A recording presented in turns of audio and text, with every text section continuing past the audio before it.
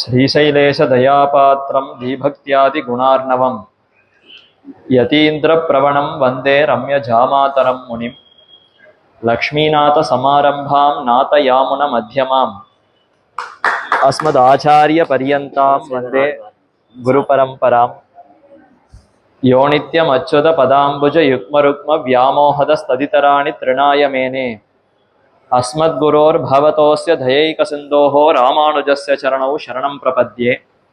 माता पिता युवतयस्तनया विभूतिः सर्वं यदेव नियमेन मदन्वयानाम् आद्यस्य न कुलपतेर्वकुलाभिरामं श्रीमत्तदङ्घ्रियुगलं प्रणमामि मूर्ध्ना। भूतं शरश्च महदाह्वय भट्टनाद श्रीभक्तिसार कुलशेखर योगिवाहान् भक्ताङ्घ्रिरेणु परकाल यतीन्द्रमिश्रान् श्रीमत्पराङ्कुशमुनिं प्रणतोऽस्मि नित्यम्। அன்னவயல் புதுவை ஆண்டாள் அரங்கற்கு பண்ண திருப்பாவை பல்பதியம் இந்நிசையால் பாடிக் கொடுத்தாள் நற்பாமாலை பூமாலை சூடிக் கொடுத்தாளை சொல்லு. சூடிக் கொடுத்த சுடற்கொடியே தொல்பாவை பாடியருளவல்ல பல்வளையாய் நாடினி வேங்கடவர்க்கென்ன விதியன்ன இம்மாத்தம் நாம் கடவா வண்ணமே நல்கு. ஸ்ரீயப்பதியான எம்பெருமான் சகல உலகங்களையும் ரட்சிப்பதற்காக பற்பல அவதாரங்களை எடுத்தருளினான். மீனொடு ஆமை கேழல் அரி குரலாய் முன்னுமி ராமனாய் தானாய் பின்னுமி ராமனாய் தாமோதரனாய் கற்கியுமானான் தன்னை என்று திருமங்கையாழ்வார் எம்பெருமானுடைய அவதாரங்களிலே முக்கியமான சில அவதாரங்களை வரிசைப்படுத்தி தெரிவிக்கிறார். நாமும் தசாவதாரம் என்று கொண்டாடுகிறோம். அந்த 10 அவதாரங்களை திருமங்கையாழ்வார் தெரிவிக்கிறார். அந்தந்த அவதாரத்துக்கு உண்டான திருநாமங்களை தெரிவிக்கும் பொழுது ராமனாய் தானாய் பின்னுமி ராமனாய் என்று தெரிவிக்கிறார். முன்னுமி ராமனாய் தானாய் பின்னுமி ராமனாய் தாமோதரனாய் கற்கியும் ஆனான் தன்னை. நாம இப்ப இருக்கக்கூடிய க்ஷேத்திரம் எம்பெருமானுடைய சன்னதின்னு பார்த்தால் அது தாமோதர பெருமானுடைய சன்னதி. அந்த எம்பெருமானே அவருக்கு முன்னமாக தாமோதரனாக அவதரிப்பதற்கு முன்பாக எடுத்த அவதாரங்களை சொல்லும் பொழுது முன்னுமி ராமனாய் தானாய் பின்னுமி ராமனாய் என்று தெரிவிக்கிறார். இதுல முன்னுமி ராமன் என்பது பரசுராம அவதாரம். பார்கவ ரிஷிக்கு எம்பெருமானே பார்க குலத்திலே அவதரித்தான். அதனாலே அவனுக்கு பிருகு புத்திரன், அதாவது பார்கவராமன் என்று திருநாமம், பரசுராமன் என்றும் அழைக்கப்படுகிறார். அது பரசுராம அவதாரம். அடுத்து பின்னுமி ராமனாய் என்றால் அது கண்ணனுக்கு மூத்தவனான நம்பி மூத்த பிரான் என்று கொண்டாடப்படக்கூடிய பலராமனுடைய அவதாரம். அதற்கு நடுவிலே ராமனாய் என்று தெரிவிக்க வேண்டி இருக்க முன்னுமி ராமனாய் தானாய் பின்னுமி ராமனாய்னு ஆழ்வார் தெரிவிக்கிறார். அப்ப ராமாவதாரத்துக்கு ஏன் ராமன் என்கிற திருநாமத்தை குறிப்பிடவில்லை? ஏனென்றால் ராமன் வேறல்ல, தான் என்று அந்த எம்பெருமான் வேறல்லவன். வைகுந்தத்துல எம்பெருமான் எப்படி அனைத்து கல்யாண குணங்களையும் எப்படி வெளிப்படுத்தினாரோ, எப்படி அவருடைய பெருமைகள் அனைத்தையும் சற்றும் குன்றாமல் முழுவதுமாக வெளிப்படுத்தினாரோ, அதே போலத்தான் இந்த உலகத்துல எம்பெருமான் சக்கரவர்த்தி திருமகனாக அவதரித்த அந்த சமயத்திலே தன்னுடைய பெருமைகளிலே ஒன்றும் குறையாமல் அவதரித்தான். பரத்வத்தை நன்றாக வெளிப்படுத்தினான். பரத்வம் சௌலபியம் இந்த இரண்டையும் நன்றாக காட்டின அவதாரம். அதனாலே ராமன் என்ற திருநாமத்தை கூற வேண்டி இருக்க அவ்விடத்திலே தானாய் என்றே தெரிவிக்கிறார். தான் என்றால் யார்? என்ன? எந்த ஒரு ஸ்ரீமன் நாராயணன் இப்படி பல அவதாரங்களை எடுத்தானோ அவனே தான் என்ற சொல்லாலே விடத்துல தெரிவிக்கப்படுகிறார்.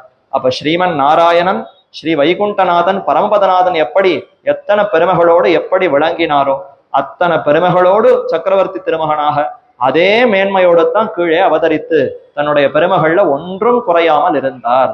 அதனால தான் ஆழ்வார் அந்த ராமன்ற திருநாமத்தை சொல்லுவதற்கு பதிலாக தானாய் என்று தெரிவிக்கிறார். அத்தகு பெரு மேன்மை தன்னுடைய குணங்களை எல்லாம் நன்றாக வெளிப்படுத்தின ஒரு அவதாரம் உண்டு என்றால் அது ஸ்ரீ ராமாவதாரம். அந்த ராமாவதாரத்துல ஈடுபடாதவர்கள் என்று யாருமே கிடையாது. சாட்சாத்து கிருஷ்ண திருஷ்ணா தத்துவம் என்று கொண்டாடப்படுகிற சுவாமி நம்மாழ்வார் இன்றைய தினம் விசாக நட்சத்திரம். நம்மாழ்வாருடைய கோஷ்டியை இப்பொழுதுதான் அனுபவித்தோம். அவருடைய பிரசாதங்களையும் பெற்றுக்கொண்டோம். அப்படிப்பட்ட நம்மாழ்வார் கிருஷ்ண திருஷ்ணா தத்துவம் என்று கொண்டாடப்படுகிறார். கண்ணனிடத்திலே அளவு கடந்த பக்தி. திருஷ்ணா என்றால் ஆசை, விருப்பம்னு அர்த்தம். கண்ணனிடத்துல அளவு கடந்த எல்லை கடந்த விருப்பம் கொண்டிருப்பவர் சுவாமி நம்மாழ்வார். போதாது. கண்ணனுக்கே இவரிடத்துல அளவு கடந்த விருப்பம், அளவு கடந்த ஆனந்தம், மகிழ்ச்சி யாரிடத்துல உண்டுன்னா அது இவரிடத்துலதான் உண்டு. பகவத்கீதையிலே வாசுதேவ சர்வமிதி ச மகாத்மா சுதுர்லபகா என்று தெரிவித்தான். எல்லாம் எனக்கு வாசுதேவனான எம்பெருமான் கண்ணனே எனக்கு தாரகம், போஷகம், போக்யம். நான் நன்றாக வாழ்வதற்கு ஆதாரமாக இருக்கக்கூடியவையும் அந்த எம்பெருமான் தான். நான் நன்றாக மகிழ்ச்சி அடைவதற்கு உண்டான விஷயங்களும் எம்பெருமான் தான் என்று எனக்கு அனைத்துமே எம்பெருமான் என்று சொல்லக்கூடிய ஒரு பக்தன் உண்டா? கிடைப்பனான்னு கிருஷ்ணாவதாரம் முழுவதும் தேடி பார்த்தார். ஆனா அப்படி ஒரு அடியவர் கூட எம்பெருமானுக்கு கிட்ட பெறவில்லை. ஆனால் அவருடைய ஆசை எப்பொழுது நிறைவேறியதுன்னா அது கலியுகம் பிறந்த பிற்பாடு சுவாமி நம்மாழ்வார் வைகாசி மாசம் விசாக நட்சத்திரத்திலே காரி என்பவருக்கும் உடையனங்கை என்பவருக்கும் அவதரித்த பிற்பாடுதான் ஏதிலும் விருப்பம் இல்லாமல் பிறந்த குழந்தை மலமூத்திரங்களை பெருக்கவில்லை, பால் பருகவில்லை, தூக்கம் இல்லை, வெளி விஷயங்கள்ல சிறிதும் நாட்டமில்லை, எங்கும் அசைவும் இல்லாமல் ஒரு குழவி போலே கிடந்தது. அந்த குழந்தை என்ன செய்வதுன்னு தெரியவில்லையே என்று கொண்டு போய் ஆதிநாதன் எம்பெருமான் ஆழ்வார் திருநகர சன்னதிக்கு முன்னாடி விட அருகே இருக்கக்கூடிய அந்த புளியமர பொந்திலே அந்த குழவி அப்பொழுதுதான் அசைய ஆரம்பித்து சற்று தவழ்ந்து தவழ்ந்து நகர்ந்து நேரே அந்த புளியமர பொந்திலே போய் ஏறி அமர்ந்தது. அவ்விடத்தை விட்டு நீங்காமல் அங்கேயே 32 ஆண்டுகளும் 32 திருநக்ஷத்திரங்களும் அங்கேயே எழுந்தருளி இருந்தார். அப்படிப்பட்ட சுவாமி நம்மாழ்வார் அவர்தான் உண்ணும் சோறு, பருகும் நீர், தின்னும் வெத்திலையும் எல்லாம் கண்ணன் என்று தம்முடைய பாசுரத்திலேயே வெளிப்படுத்தினார். உண்ணும் சோறு, சோறு கண்ணன்னு சொல்லலாமே, உண்ணும் சோறு கண்ணன்னு சொல்ல வேண்டுமா? நீர் கண்ணன்னு சொன்னால் போருமே, பருகும் நீர் கண்ணன்னு சொல்ல வேண்டுமா? தின்னும் வெத்திலை, வெத்திலை கண்ணன்னு சொன்னால் போருமே, தின்னும் வெத்திலைன்னு ஏன் ஒவ்வொரு இடத்துலையும் ஒரு சொல்ல கூட பிரயோகிக்கிறார் என்றால், இந்த சோறு தான் எனக்கு தாரகம் என்று நினைத்து கொண்டு ஒருவன் உண்ணுகிறானா? நல்ல ஆகாரத்தை பசியோடு இருக்கும் போது உண்ணுகிறோம். இந்த ஆகாரத்தை என்ன என்று நினைத்து கொண்டு நாம சாப்பிடுறோம். இதுதான் என்னை காப்பாத்த போறது, இதை சாப்பிட்டாதான் நான் நன்னா தரித்து வாழ முடியும், நன்றாக நிற்க முடியும், ஆகாரத்தினாலதான் எனக்கு எல்லா சக்தியும் வருகிறது, இதுதான் நான் வாழ்வதற்கு ரொம்ப அடிப்படையான ஒரு காரணம் என்று நினைத்து கொண்டுதான் உணவை உண்ணுகிறோம். அதனால தான் உண்ணும் சோறு, உண்ண வேண்டும், நன்றாக இதை புசித்து மகிழ வேண்டும், இதுதான் எனக்கு நன்கு வாழ்க்கையை நடத்தி கொடுக்கிறது, நான் ஜீவனம் நன்றாக வாழ்வதற்கே இதுதான் காரணம் என்று நினைத்து கொண்டு உண்ணப்படும் சோறு. வெறுமனே சோறு என்பது கிடையாது. நாம இப்படி நினைத்து கொண்டுதானே தினம் தினம் அந்தந்த வேளை தவறாமல் ஆகாரத்தை உட்கொள்ளுகிறோம். இப்பெல்லாம் வைத்தியர்களிடத்துல போனா அந்த மாதிரி எல்லாம் ஆகாரத்தை நீங்கள் பிரித்து கொள்ளுங்கள், முன்காலம் மாதிரி 3 வேளை 2 வேளை சாப்பிடுவதெல்லாம் யாருக்குமே இப்ப ஆகாது. அரை மணிக்கு ஒரு தடவை, 1 மணிக்கு ஒரு தடவை பையிலேயே ஆகாரத்தை வைத்துக் கொள்ளுங்கள். அப்பப்போ எப்பொழுது தேவையோ ஒவ்வொரு பிடி எடுத்து போட்டுக்கொண்டு அப்படியே சாப்பிட்டு கொண்டிருங்கள். ஏன்னா மொத்தமா வயிறை காலி போட்டு ரொம்ப நீண்ட வேளைக்கு பிறகு ஆகாரத்தை எடுத்துக்கொண்டால் அதனாலேயே உள்ள அமிலம் சுரக்குமா, அதனாலேயே பல வியாதிகள் எல்லாம் வந்து விடுகிறது. அதனால சர்க்கரை நோய் வரலாம், அதனால ரத்த கொதிப்பு வரலாம். இதெல்லாம் தவிர்க்கணும்னா அரை மணிக்கு ஒரு தடவை 1 மணிக்கு ஒரு தடவை ஏதோ பையில வைத்துக்கொண்டு அப்படியே போட்டு சாப்பிட வேண்டும்னு இப்படியெல்லாம் வைத்தியர்கள் தெரிவிக்கிறார்கள்னு பார்க்கிறோமே. அப்ப மனுஷர்களுக்கெல்லாம் எந்த அளவுக்கு இந்த உணவுல நாட்டம் இருக்கு, எப்படியான இந்த உணவை நாம நன்றாக புசித்து விட வேண்டும், அதை நம்ம ஆகாரமாக உண்டு விட வேண்டும். ஏன்னா இந்த உணவை சரியாக உண்டால்தான் அதற்கு பின்னாடி நம்மால செய்யப்படக்கூடிய காரியங்கள் எல்லாம் நன்றாக செய்ய முடியும். உணவே சரியாக உண்ணவில்லை என்றால் எந்த காரியத்தையும் சரியா செய்ய முடியாது. இப்படி நினைத்து கொண்டுதானே உணவை உண்ணுகிறோம். அது 2 வேளை உண்டாலும் 3 வேளை உண்டாலும் இல்லை இன்னும் அதிகப்படியாக பல நேரங்கள்ல உண்டாலும் இந்த உணவு தான் எனக்கு ஆகாரம் சக்தி கொடுக்கிறதுங்கிற அந்த எண்ணத்தோடு உண்ணுகிறோமா? இப்படி எவ்வளவு நம்பிக்கையோடு அந்த உணவை உண்ணுகிறோமோ இதை விட 2 மடங்கு நம்பிக்கையோடு கண்ணனிடத்திலேயே இவரையே எனக்கு உணவுன்னு சுவாமி நம்மாழ்வார் கொண்டிருந்தார். அதனாலே தாய்ப்பால் பருகவில்லை, வெளியிலிருந்து எந்த பழங்களையோ எந்த உணவையுமே உணவாக உட்கொள்ளாமல் எனக்கு உண்ணும் சோறு கண்ணன் தான். என்னுடைய வாழ்க்கை, என்னுடைய இந்த ஆத்மா இதெல்லாம் தரிப்பதற்கு யார் காரணம்தான்? கண்ணனே எனக்கு உண்ணும் சோறாக இருக்கிறார். என்னாலே மிகவும் விருப்பத்தோடு உண்ணக்கூடிய உணவு யாருன்னா அது கிருஷ்ணன், கிருஷ்ணனுடைய குணங்கள் என்று அதையே தமக்கு உணவாக கொண்டிருந்தார். இது நாம வாழ்வதற்கு ஆதாரமான உணவு. அடுத்து சற்று வளர வேண்டும்னா வெறும் ஆகாரம் மட்டும், உணவு திடமான உணவு சாப்பிட்டு கொண்டிருந்தால் மட்டும் போராது. ஒரு நாளைக்கு இத்தனை அளவு குடிநீர் அருந்த வேண்டும், இவ்வளவு தண்ணீர் அருந்த வேண்டும்னு அதையும் சேர்த்து தெரிவிக்கிறார்களே. இந்த தண்ணீர் உள்ளுக்குள்ள போனால்தான் அப்பதான் உணவு செரிமானம் அடையும். அந்த உணவினுடைய போஷாக்கு நமக்கு எப்பொழுது கிடைக்கும்? வெறும திடமா உணவை மட்டும் உட்கொண்டிருந்தால் அது ஜீரணமே ஆகாதே. அப்ப உள்ளுக்குள்ள அந்த உணவு செரிமானம் அடைந்து அதனுடைய அந்தந்த சத்துக்கள் அந்தந்த தாத்துக்கள் நம்முடைய ரத்தத்துல கலந்து அதனால சக்தி ஏற்பட வேண்டும் என்றால் நீர் வேண்டுமா? அப்ப பருகும் நீர், நன்றாக நீரை பருகுகிறோம். இந்த நீர் தான் எனக்கு வேண்டி அந்த உணவையெல்லாம் செரிமானப்படுத்தி நன்றாக என்னை அந்த போஷாக்கோடு வைக்கிறது, எனக்கு வேண்டி அந்த சக்தியெல்லாம் இந்த ஜலம் தான் கொடுக்கிறதுன்னு நினைத்து கொண்டு தண்ணீரை அருந்துகிறோம். அப்படி பருகக்கூடிய நீராகவும் கண்ணனே இருக்கிறார். தின்னும் வெற்றிலை என்றால், தின்னும் வெற்றிலைன்னா என்ன அர்த்தம்? ரொம்ப ஆனந்தத்தை வெளிப்படுத்துவதற்கு வெற்றிலையை போட்டு மென்று தின்று அந்த கரையெல்லாம் அப்படி உதட்டுல படித்திருந்தால் ரொம்ப சந்தோஷம். ரொம்ப ஒரு பெரிய கல்யாணமோ ஒரு பெரிய உபநயனமோ ஏதோ ஒரு பெரிய பண்டிகை ஒரு பெரிய உற்சவம் நடந்து முடிந்ததுன்னா பாகவதர்கள் ஸ்ரீ வைஷ்ணவர்கள் எல்லோருக்கும் ததியாராதனை முடிந்த பிற்பாடு அவரவர்களுக்குன்னு வெத்தலை பாக்கு வைத்து கொடுக்கிறோம். அதை எடுத்து நன்றாக வாயில போட்டுக்கொண்டு மென்று அந்த சுவையெல்லாம் அனுபவித்துக் கொண்டு எதிர இருக்கக்கூடிய உறவினர்களோ உற்றார்களோ நண்பர்களோ அவர்களோடு ஆனந்தத்தோடு கழித்து கொண்டு ஆனந்தத்தோடு பேசுகிறார்கள் என்றால் அப்ப ஆனந்தத்திற்கு காரணம் இந்த வெற்றிலை போடுதல். இந்த வெற்றிலை போடுதல்னால ஏதோ சிறு நன்மைகள் நமக்கு ஏற்பட்டாலும் அதை விட இந்த வெற்றிலை எதை குறிக்கிறது என்றால், நம்மால இப்படி உண்ணக்கூடிய சாப்பிடக்கூடிய இந்த வெற்றிலை என்பது நம்முடைய ஆனந்தத்தை தெரிவிக்கிறது. நான் ரொம்ப சந்தோஷமா இருக்கேன்னா அப்ப நன்னா வெத்தலை பாக்கு போட்டுக்கொண்டு அனுபவிக்கிறேன். இப்படி ஆனந்தத்திற்காக தின்னும் வெற்றிலையும் கண்ணனே. அப்ப என்னுடைய வாழ்க்கை நான் வாழ்வதற்கு ஆதாரமும் கண்ணன், எனக்கு நன்று போஷாக்கு கொடுப்பதற்கும் கண்ணன், மேலே ஆனந்தத்தை கொடுப்பதும் கண்ணன். கண்ணனை தவிர வேறு எதுவுமே தெரியாத ஒரு ஆத்மாவாக ஒரு மகாத்மாவாக இருந்தவர் சுவாமி நம்மாழ்வார். அதனால அவரிடத்துல எம்பெருமானுக்கு மிகுந்த பிரீத்தி மிகுந்த அன்பு. கிருஷ்ண திருஷ்ணா தத்துவம் என்று சுவாமி நம்மாழ்வாருக்கு திருநாமம். அந்த நம்மாழ்வாரே பாசுரத்துல ஒரு இடத்துல என்ன தெரிவிக்கிறார்னா, கற்பார் இராமபிரானையல்லால் மத்தும் கற்பரோ. கல்விக்கு விஷயம் ஞானத்திற்கு விஷயம் என்றால் யாரை பார்த்து தெரிந்து கொள்ள வேண்டும்னா ராமபிரானை அன்றி மற்றும் கற்பரோ. சக்கரவர்த்தி திருமகன் ஸ்ரீ ராமனை பார்த்தன்றோ நாம கல்வியை கற்க வேண்டும். ஒரு மனுஷன் எப்படி வாழ வேண்டும், எப்படி தர்மங்களை அனுஷ்டிக்க வேண்டும் என்பதை யாரிடத்திலிருந்து கற்க வேண்டும்னா ராமனை தவிர வேறு யார் இருக்கிறார்கள்? ராமனை தவிர வேறு யாரும் இல்லை, ராமன் ஒருவனே இருக்கிறான்ங்கிற அளவுக்கு உறுதிபட தெரிவிக்கிறார். மற்றும் கற்பரோ, மற்ற விஷயங்களை பத்தி புத்தி போகவே போகாது. யார் உலகத்துல பெரிய பெரிய ரிஷிகள் பெருத்த ஞானிகள் எல்லோரையும் கூப்பிட்டு கல்விக்கு விஷயம் என்று கேட்டால் முதல்ல விரல் விடுவது ராமன், அடுத்து விரல் விடுவதும் ராமன், மூன்றாவது விரல் விட்டாரும் ராமன்கிற திருநாமம் தான் மீண்டும் மீண்டும் தெரிவிப்பார்களே தவிர ராமனை தவிர வேறு யாரிடத்திலையும் இவர்களுடைய நெஞ்சு செல்லாது. இன்னைக்கும் ராமபிரானுடைய குணங்களை வைத்துக் கொண்டுதான் அனைத்து வியாக்கியானங்களுமே நன்றாக ரொம்ப செம்மையாக இருக்கிறது என்றால் நம்பிள்ளையோ அந்தந்த ஆச்சாரியர்கள் யாரெல்லாம் வியாக்கியானங்களை அருள் இருக்கிறார்களோ பெரியவாச்சான் பிள்ளையாக இருக்கட்டும் அனைவருமே மேற்கோள் எடுப்பது என்றால் முதல்ல ஸ்ரீராமாயணத்திலிருந்து தான் மேற்கோள் எடுத்து ராமபிரானுடைய குணங்களை வைத்து தான் அந்தந்த பாசுரங்களை விளக்குவார்கள். அப்ப ஆழ்வார்களுடைய பாசுரங்களுக்கெல்லாம் ஆதாரமாக இருப்பதே ஸ்ரீ ராமபிரானுடைய கல்யாண குணங்கள். அப்படிப்பட்ட ராமனிடத்துல ஈடுபடாதவர்கள்னு யாரான உண்டானா விரோதிகளாக இருப்பவர்கள் கூட ராமனிடத்துல ஈடுபட்டிருக்கிறார்கள். யாரோ அவனுடைய அடியவர்கள் நண்பர்கள் ரிஷிகள் ஞானிகள் இவர்கள் ஈடுபட்டது ஒரு பக்கம் இருக்கட்டும், ராமனோடு ஜென்ம பகை ஜென்ம விரோதம்னு கொண்டிருப்பவர்களும் ராமன்னு சொன்னால் அவனிடத்துல ஏதோ விதத்துல ஈடுபடுகிறார்கள். அப்படி உண்டா? ஏன் ஈடுபடவில்லை? ஒரு ஒரு சூர்பனகை, அவள் ராவணனுடைய தங்கை, அவள் எதிலே ஈடுபட்டாள்?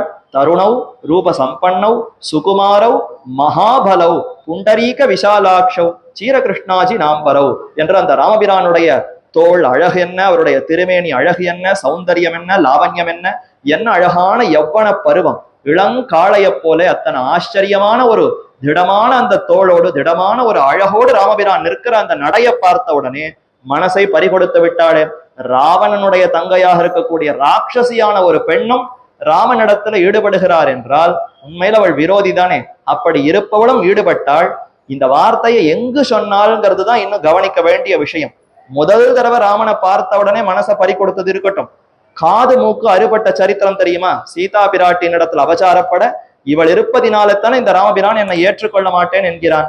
நான் சீதா பிராட்டியை முடிக்கிறேன் அவளை ஹிம்சை பண்ண போக அப்ப ராமபிரான் இளைய பெருமாள் இடத்துல கை காட்ட, இன்னும் என்ன வேடிக்கை பார்த்து கொண்டிருக்கிறாய், அவளுடைய காது மூக்கை அறுத்து அவளுக்கு பாடம் கற்பின்னு ராமபிரான் ஆணையிடுகிறார். இளைய பெருமாளும் அதை சிரமேற்கொண்டு கைகளிலே கத்தியை எடுத்துக்கொண்டு சூர்பனகனுடைய மூக்கையும் காதையும் அறுத்து விடுகிறார். ஓன்னு ரத்தம் கொட்டுறது.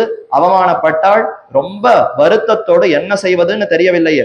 ஒரு பக்கம் கோபம், ஒரு பக்கம் பழிவாங்கணுங்கிற எண்ணம். இந்த கோபமும் பழிவாங்கிற எண்ணமும் ஒன்னாக சேர்த்தவளை தூண்ட போய் நம்முடைய சகோதரனிடத்துல போய் சொல்லுவோம் என்று ராவனிடத்துல சொன்னால், அதே போல கரண், தூஷணன் முதலான அத்தனை அரக்கர்களிடத்திலையும் போய் சொல்லுகிறாள்.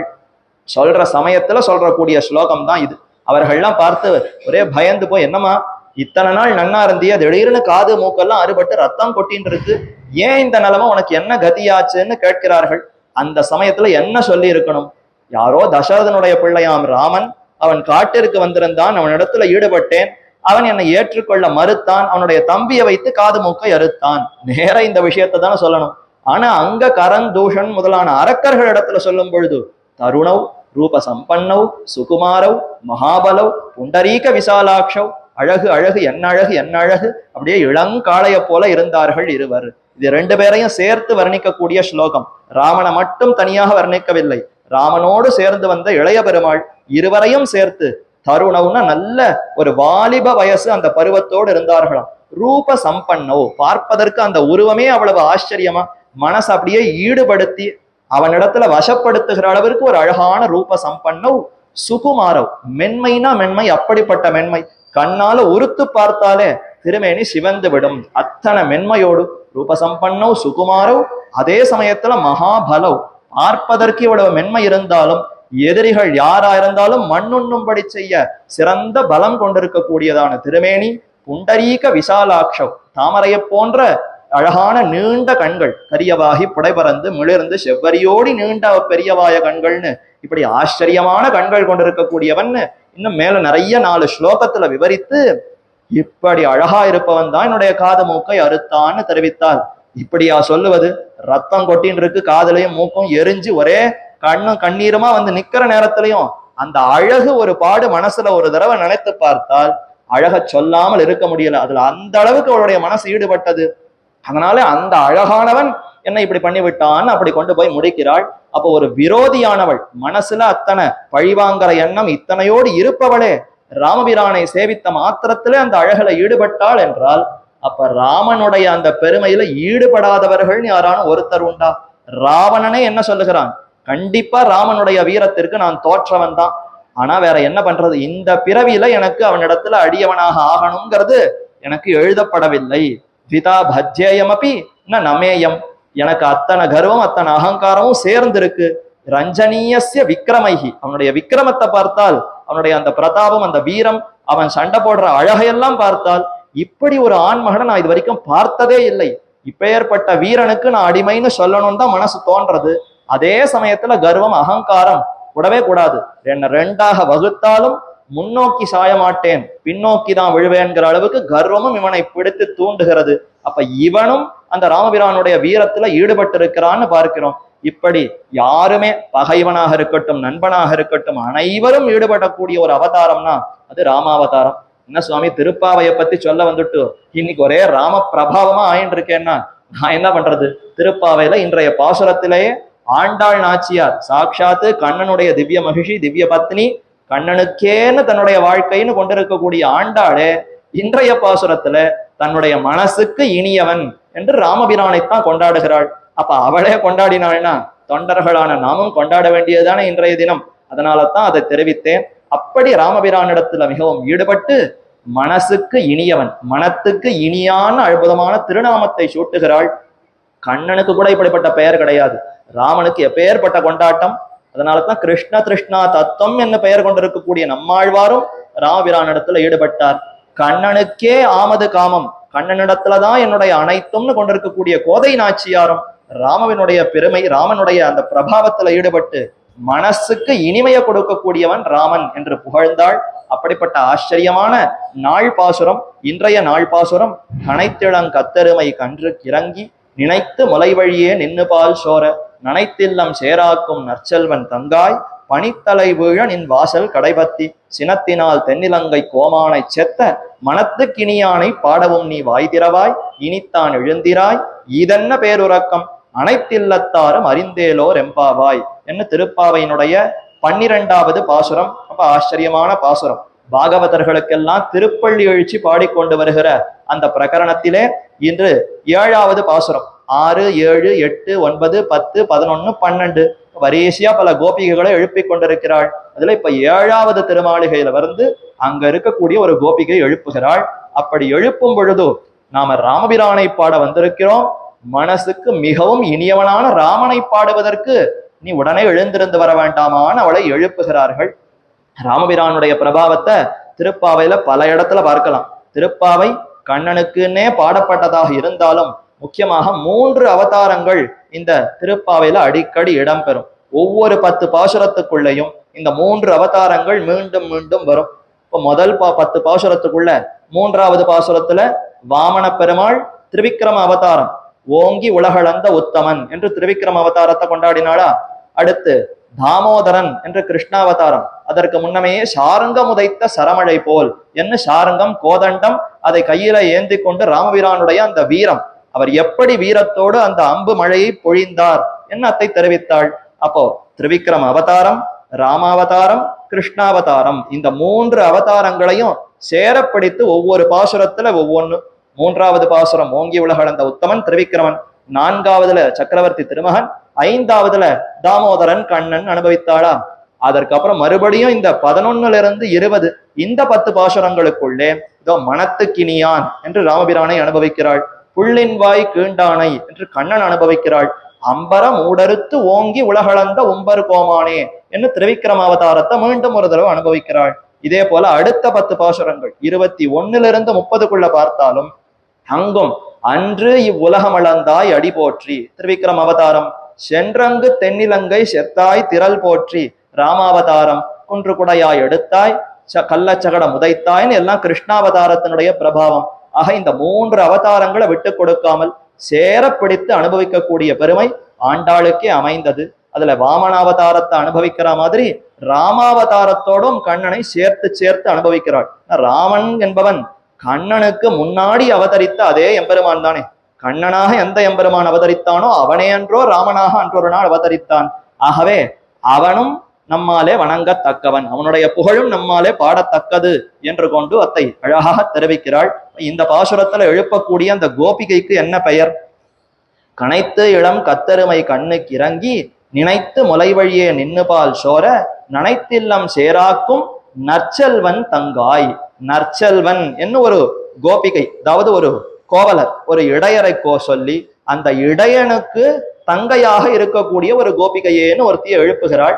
நேற்றைய தினத்து பாசுரத்துல கற்று கறவை கணங்கள் பல கறந்து செத்தார் திரளழிய சென்னு செரு செய்யும் குத்தமொன்னில்லாத கோவலர்த்தம் பொற்கொடியே, எந்த குற்றமும் இல்லாதபடி ரொம்ப சிறந்த வீரம் தீரம் பராக்கிரமத்தோடு இருந்து தன்னுடைய தர்மத்துல துளியும் தவறாமல் தனக்கு விதிக்கப்பட்ட அத்தனை செயல்களையும் நன்றாக செய்து முடிக்கக்கூடிய ஒரு கோவலர், அந்த கோவலனுடைய பெண்ணே என்று ஒரு உறவை சொல்லித்தான் அழைக்கிறாள். ஏற்கனவேயே 9வது பாசுரத்துல மாமான் மகளே என்று தன்னுடைய உறவு, தனக்கே உறவாக இருக்கக்கூடிய ஒரு பெண்மணி ஒரு கோபிகை எழுப்பினாள்னு பார்த்தோம். இப்ப தனக்கு பாகவதர்களிடத்துல ஒரு உறவு வேண்டும், அது மட்டும் அல்லாமல் அந்தந்த கோபிகைகளிடத்துல அவர்களுக்கு உற்றார்கள் உறவினர்கள் யார் இருக்கிறார்களோ அவர்கள் சிறந்தவர்களாக சிறந்த பக்திமான்களாக சிறந்த கைங்கரியபரர்களாக இருந்தால் இந்த கோபிகையை முன்னிட்டு கொண்டு அவர்களையும் பற்ற வேண்டும், அந்த பெரியவருடைய பெருமையும் பேச வேண்டும் என்று அத்தையும் இதுல வெளிப்படுத்துகிறாள். அதனால தான் நேற்றைய பாசுரத்துல இந்த கோபிகையை எழுப்ப வந்தவள் நேர அவளுடைய பிரபாவத்தை சொல்லிதானே எழுப்பணும். அவளுடைய தகப்பனாருக்கு என்ன பிரபாவம், அவளுடைய குலத்திற்கே என்ன பிரபாவம் என்ன பெருமைன்னு அதையெல்லாம் முற்கூட்டி சொல்லி அப்பேற்பட்ட குலத்துல பிறந்திருக்கக்கூடிய பெண்ணே என்று அவளை எழுப்பினாள். அதே மாதிரி இன்றைய பாசுரத்திலையும் ஒரு சிறந்த அடியவன் ஒரு பாகவதன் அவருடைய பெருமையெல்லாம் சொல்லி இவனுக்கு தங்கையாக பிறந்திருப்பவளே என்று இந்த கோபிகையை கொண்டாடுகிறாள். இதே போல கொண்டாடின இடம் உண்டானா அதே ராமாயணத்திலேயே பார்க்கலாம். அண்ணன் தம்பி இந்த 4 பேரும் உறவோடு எத்தனை ஒரே ஒரு நட்போடு இந்த பாகம் எந்த சொத்து எதுவாக இருந்தாலும் அனைவரும் சமமாக எடுத்துக்கொண்டு ராஜ்யம்னு சொன்னால் மூத்தவனுக்குத்தான் இளையவர்களுக்கு இல்லைன்னு எவ்வளவு ஒற்றுமையாக இருந்தார்கள். இது ஒரு பக்கம். அதே சமயத்துல ஒருத்தருடைய பெண், ஒருத்தருடைய தங்கை, ஒருத்தருடைய மனைவி, இந்த மூவருமே பகவத் கைங்கரியத்துல ஈடுபட்டிருக்கக்கூடிய ஒரு இடம். இதை எங்கு பார்க்கலாம்னா விபீஷணாழ்வான். இந்த விபீஷணாழ்வானுக்கு எத்தனை ஒரு பெருமைனா, தான் ராமனிடத்துல ஈடுபட்டது மட்டுமல்லாது தன்னுடைய பெண், தன்னுடைய சகோதரி, தன்னுடைய மனைவி, இந்த மூவரையுமே ராமபிரானுடைய கைங்கரியத்துக்காகவே அவள் ஆட்படுத்தியிருக்கிறான், ஈடுபடுத்தியிருக்கிறான். சீதா பிராட்டி ராவணனாலே அபகரித்து செல்லப்பட்டாள்ன்றது அனைவரும் தெரிந்த விஷயம். உண்மையில சீதா பிராட்டிய ராவணன் அபகரிக்கவே முடியாது. அவளுக்கு இருக்கிற சக்தி விசேஷம், ஆற்றலை பார்த்தால் எப்பேற்பட்ட லோகத்துக்கே மாதாவா ஜனனியா இருக்கக்கூடிய ஒரு தாயார போய் சாதாரண ஒரு ராவணன் அபகரித்து செல்ல முடியுமா? அப்ப ராவணன் அபகரித்தான்ங்கிறது ஒரு சாக்கு, பெரும கண்ணுக்கு அப்படி மை பூசலமால வெளியில உலகத்துக்கு அப்படி காண்பித்தாலே ஒழிந்து சீதா பிராட்டி வலிய சிறை புகுந்தாள். தசானனஸ்ய பவனே தசமாசான் உவாசகா சுந்தரி ரகுநாதஸ்ய சுரஸ்ரீ துக்க சாந்தயே. சுந்தரி ரகுநாதன் சக்கரவர்த்தி திருமகனுடைய அழகான அந்த தர்மபத்தினியான திவ்ய மகிழ்ச்சியான சீதா பிராட்டி, அவள் தானே சுந்தரி, மிகுந்த அழகி. அவள் தசானனஸ்ய பவனே, 10 தலை கொண்டிருக்கக்கூடிய ராவணனுடைய கிரகத்திலே, அவனுடைய பவனம், அவனுடைய இடத்திலே தச மாசான் உவாசகா 10 மாசங்கள் அவ்விடத்துல தானே வலிய சிறை புகுந்தாள். எதற்காகன்னா சுரஸ்ரீ துக்க சாந்தையே, தேவர்களுடைய பெண்டிர், தேவ மகளிர், அவர்களை எல்லாம் சிறை வைத்திருந்தான். தேவர்களை எல்லாம் நிறைய கஷ்டம் கொடுத்தான், அல்லலுக்கு ஆக்கினான். அவர்களுடைய பெண்டிர்களை எல்லாம் சிறைப்படுத்தினான். யாருக்கும் தங்களுடைய கடமையை செய்வதற்கு இயலாமல் எல்லாம் எனக்கு சேவகம் பண்ணணும், அப்படித்தானே ராவணன் கொண்டிருந்தான். இப்ப தேவர்களுக்கெல்லாம் கஷ்டம், தேவ ஸ்திரீகளுக்கெல்லாம் கஷ்டம். இதை பார்த்து கொண்டிருந்த சீதா பிராட்டி தானும் இந்த கஷ்டத்துல முதல்ல குதிக்கணும்னு பார்த்தாலும். ஒரு தாய் கை குழந்தையோட அப்படியே கிணத்தங்கரையில விளையாடி கொண்டிருக்கிறாள். அந்த கை குழந்தை ஏதோ தவறி போய் கிணத்துல விழுந்தெடுத்துன்னு சொன்னால் தாயானவள் பதறி போய் தானும் ஒக்க குதிப்பளா? தானையோ குழந்தையே அப்படின்னு பெயர் சொல்லிக்கொண்டு அந்த கிணத்துல குதித்து அந்த குழந்தைய ரட்சிக்கணும்னு பார்ப்பளே. அப்படித்தானே தாய் அன்பு இருக்கும். வெளியிலேயே இருந்து கொண்டு குழந்தை விழுந்தெடுத்துன்னு அப்படி பதட்டத்தோடு சொல்லுபவளா? என்ன ஏதுன்னே தெரியாமல் தான் குதித்தா காப்பாற்ற முடியுமா? எந்த க்ஷணத்துல எதையும் யோசிக்காமல் சட்டென்று அந்த கணத்துல விழுந்து குழந்தைய ரட்சிப்ப பார்ப்பளா? அதே போலத்தான் இப்ப சீதா பிராட்டி அத்தனை பேருக்கும் மாதாவாக இருக்கிறாள். இத்தனை தேவர்கள், இத்தனை மனுஷர்கள், இவர்களெல்லாம் இந்த சம்சாரமாகிற இதிலே ராவணனாலே கட்டுண்டு, ராவணனாலே கஷ்டப்பட்டு நிறைய அல்லலுக்கு துக்கத்துக்கு ஆளாகி இருக்கிறார்கள். இந்த துக்கத்தை போக்க வேண்டும் என்றால் நாமும் அந்த துக்கத்துல பங்கு கொள்ள வேண்டும். அந்த துக்கத்துல நாமும் ஒரு பங்கு கொண்டு அப்படி இருந்து இவர்களுடைய துக்கத்தை போக்க வேண்டும்னு பிராட்டி நினைத்தாலும். ஏன்னா தாய்க்கு தன் குழந்தை அனுபவிக்கிற கஷ்டம் கூடாது, எனக்கு கஷ்டம் வந்தா கூட பரவாயில்ல, குழந்தை சௌக்கியமா இருக்கணும்னு தான் எதிர்பார்ப்பாள். அதே மாதிரிதான் இப்ப ராவணனுடைய முழு நோக்கத்தையும் தன்னிடத்துல ஈடுபடுத்தி கொண்டாள். அப்ப அவர்களெல்லாம் படுத்துவதை அவன் குறைத்துவானா? சீதா பிராட்டி அபகரித்து சென்றவன் இவளை எப்படி நம் வசமாக்குவதுன்னு இதிலேயே தானே ஈடுபட்டிருந்தான். அந்த சமயத்துல மற்ற பெயர்களை கஷ்டப்படுத்துறதுல அவனுடைய கை அதிலிருந்து ஓய்ந்திருக்குமா? இதைத்தான் பிராட்டி எதிர்பார்த்தாள். சரி, அவர்களெல்லாம் போகட்டும், நம்மிடத்துல அவன் வரும் பொழுது நாம உபதேசித்து திருத்துவோம், நிறைய அவனுக்கு உபதேசிப்போம், நல்ல குணங்களை எல்லாம் எடுத்து சொல்லி திருத்தி அவனை ராமபிரானிடத்துல சேர்ப்போம் என்பதற்காக வலிய சிறை புகுந்தாள். அப்படி போன சமயத்திலே விபீஷணாழ்வான், அவன் தான் நல்ல அரக்கணம். அவ்விடத்துல அந்த இலங்கையில இருக்கக்கூடிய எல்லா அரக்கர்களுக்குள்ள ஒரு நல்ல அரக்கன் உண்டான்னா அது விபீஷணாழ்வான். விபீஷணாழ்வான் தன்னுடைய பெண், தன்னுடைய தங்கை, அதாவது சகோதரி, தன்னுடைய மனைவி, 3 பெயர்கள் ராமாயணத்துல வருகிறது. திரிஜடான்னு ஒருத்தி, அனலான்னு ஒருத்தி, சரமான்னு ஒருத்தி. இந்த மூவருமே விபீஷணாழ்வானுடைய உறவுக்காரர்கள். அதுல திரிஜடை என்பவள் தான் சகோதரி என்று தெரிவிக்கிறார்கள். அனலா சரமா இந்த 2 பேர்ல சரியா யாரோ ஒருத்தி பெண்ணாக இருக்க வேண்டும், ஒருத்தி தாயாக இருக்க வேண்டும். அப்படி இந்த 3 பெண்மணிகளும் சீதா பிராட்டிக்கு கூடவே இருந்து ஆறுதல் சொன்னவர்களாம். 700 ராட்சசிகளை வைத்து சீதா பிராட்டியை துன்புறுத்த வேண்டும்னு ஏற்பாடு செய்திருந்தான் ராவணன். 700 ராட்சசிகள், 1-2 ராட்சசிகள் கையில படுற பாடே ரொம்ப நரக வேதனையா இருக்கும். 700 ராட்சசிகள் சேர்ந்து ஏதும் தெரியாத சிறு மானை போலே ஒரு அழகான அந்த சீதா பிராட்டிக்கு அத்தனை கஷ்டங்களை கொடுத்தாள்னா இத்தனை ஏன் தாங்கி கொண்டிருந்தாள்? எல்லாம் நமக்காகத்தான். அந்த ராவணனை எப்படியாவது திருத்த வேண்டும் என்பதற்காக தாமே வலிய சிறை புகுந்து இந்த அரக்கிகளால எல்லா துன்பத்தையும் ஏற்றுக்கொண்டிருந்தாள். இப்படி நாட்கள் கடந்தன. 9 மாசங்கள் முடிய போகிறது. ராவனிடத்திலிருந்து பிரிந்து ராவணன் இப்ப சிறை வைத்து 9 மாசங்கள் மேல ஆகிவிட்டது. ஐயோ, இன்னும் ராமன் வரலையே, ராமன் வந்து நம்மை ரட்சிப்பான்னு காத்து கொண்டிருந்தோம், இன்னும் வரவில்லையே என்று துக்கம் அதிகரிக்க அந்த சமயத்துல தன்னுடைய பின்னல், தன்னை நீளமான அந்த கூந்தல் அந்த பின்னலை மேலே உயர அந்த மரத்துல போட்டு அதையே ஒரு சுருக்காக கட்டி அதுல தானே தன்னுடைய பிராணனை போக்கிக் கொள்ளுவதுன்னு முடிவெடுத்தாள். அந்த சமயத்துலதான் திரிஜடை என்பவள் வந்து காப்பாற்றினாள், ரட்சித்தாள். அம்மா சீதா, இந்த மாதிரி பண்ணலாமா? நீயே இப்படி செய்யலாமா? எம்பெருமானுடைய சொத்தான இந்த ஜீவாத்மா நாம சுதந்திரமாக முடிவெடுத்து பிராணனை விடுவதுங்கிறது கூடாதே. நான் சிறந்த கனவு கண்டேன். ராவணன் ராமன் ரெண்டு பேரும் யுத்தத்துக்கு தயாராகிற அந்த சமயத்திலே ராமனுக்கு விஜயம் ஏற்பட்டது. சிறந்த வெண்ணிற பட்டாடை அணிந்து கொண்டு உயர்ந்த வெள்ளை நிற குதிரையில ஏறி வெண்கொற்ற கொடையோடு அடியவர்களெல்லாம் ஜெய ஜெய ஜெயங்கிற அந்த கோஷத்தோடு பெருமான் அப்படி வடக்கு நோக்கி போறத பார்த்தேன். அதே சமயத்துல தெற்கு நோக்கி கரும்புள்ளி செம்புள்ளி குத்தப்பட்டு தலையை மொட்டை அடிக்கப்பட்டு கழுதை மேல ஏற்றி உட்கார வைக்கப்பட்டு கருப்பு நிற உடைகளை உடுத்தி கொண்டு ரொம்ப நரக வேதனையோடு பல அரக்கர்கள் எல்லாம் அவனை ஹிம்சிக்குமா போல ராவணன் எல்லா தண்டனையும் அனுபவித்துக் கொண்டு இப்படி தெற்கு நோக்க போவதாக இத்தை நான் சொப்னத்துல பார்த்தேன். ராமன் நிச்சயமாக வந்து ரட்சிப்பான், ராமனுக்கு வெற்றி, ராமன் கண்டிப்பாக உன்னை ரட்சிப்பான்னு ஆறுதல் சொன்னாள். அதை கேட்டுதான் ஆஹா, எனக்கு கூட இந்த சொப்னம் வரலையே, இவளுக்கு வந்திருக்கிறதேன்னு இவள் மிகுந்த ஆனந்தம் கொண்டாள். என்ன வாரணமாயிரம் சூழவலம் செய்து நாரண நம்பி நடக்கின்றான் என்னதிர்னு ஆண்டாள் நாச்சியாருக்கு சொப்ன அனுபவத்தை கொடுத்தான் கண்ணன். இந்த இடத்துலதான் பெரிய வாச்சான் பிள்ளை தெரிவிக்கிறார், சீதா பிராட்டி கூட அந்த பாக்கியம் இல்லை. அவள் 10 மாசம் பிரிந்திருந்தாள். ராமனை ஒரு நாள் கூட சொப்னத்துல பார்த்து நிச்சயம் ராமன் வந்து என்னை ரட்சிப்பான்கிற அளவுக்கு ஒரு உறுதியான ஒரு கனவு கூட அவளுக்கு ஏற்படவில்லையாம்.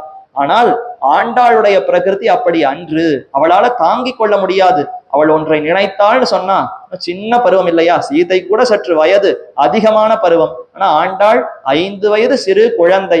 அவளுடைய மனசை நோகடிக்க கூடாது என்பதற்காக எப்போ 6வது பதிகம் நாச்சியார் திருமொழி தொடங்கி 6வது பதிகத்திலேயே திருக்கல்யாண வைபவத்தை எம்பெருமான் சொப்னத்துல காட்டி கொடுத்தான் என்னால், அப்ப இந்த குழந்தைய ரொம்ப நேரம் தவிக்க விடக்கூடாது. குழந்தைகள்லாம் அடிக்கடி ஏதான ஒரு பொருளை பார்த்தா வேணும் வேணும்னு கேட்கும். 2 நிமிஷத்துக்கு அதனுடைய கவனத்தை மாத்தி அங்க பாரு இங்க பாருன்னு மாத்தலாம். மறுபடியும் 2 நிமிஷம் ஆன உடனே அத்தை வாங்கி கொடுன்னு அடம் பிடிக்குமே, அந்த மாதிரி தான் இந்த ஆண்டாள். அதனால இவளுக்கு அடிக்கடி இப்படி மாத்தி மாத்தி பண்ணாள். இவளால தாங்கிக்க முடியாது. கொடுத்து விடுவோம் என்று தன்னோடு சேர்ந்து அந்த திருக்கல்யாண வைபவம் எப்படி அமையும் என்பதையெல்லாம் காட்டி கொடுத்தாள். ஆனா இந்த மாதிரியான ஒரு பாக்கியம் சீதைக்கும் கிட்டவில்லையே.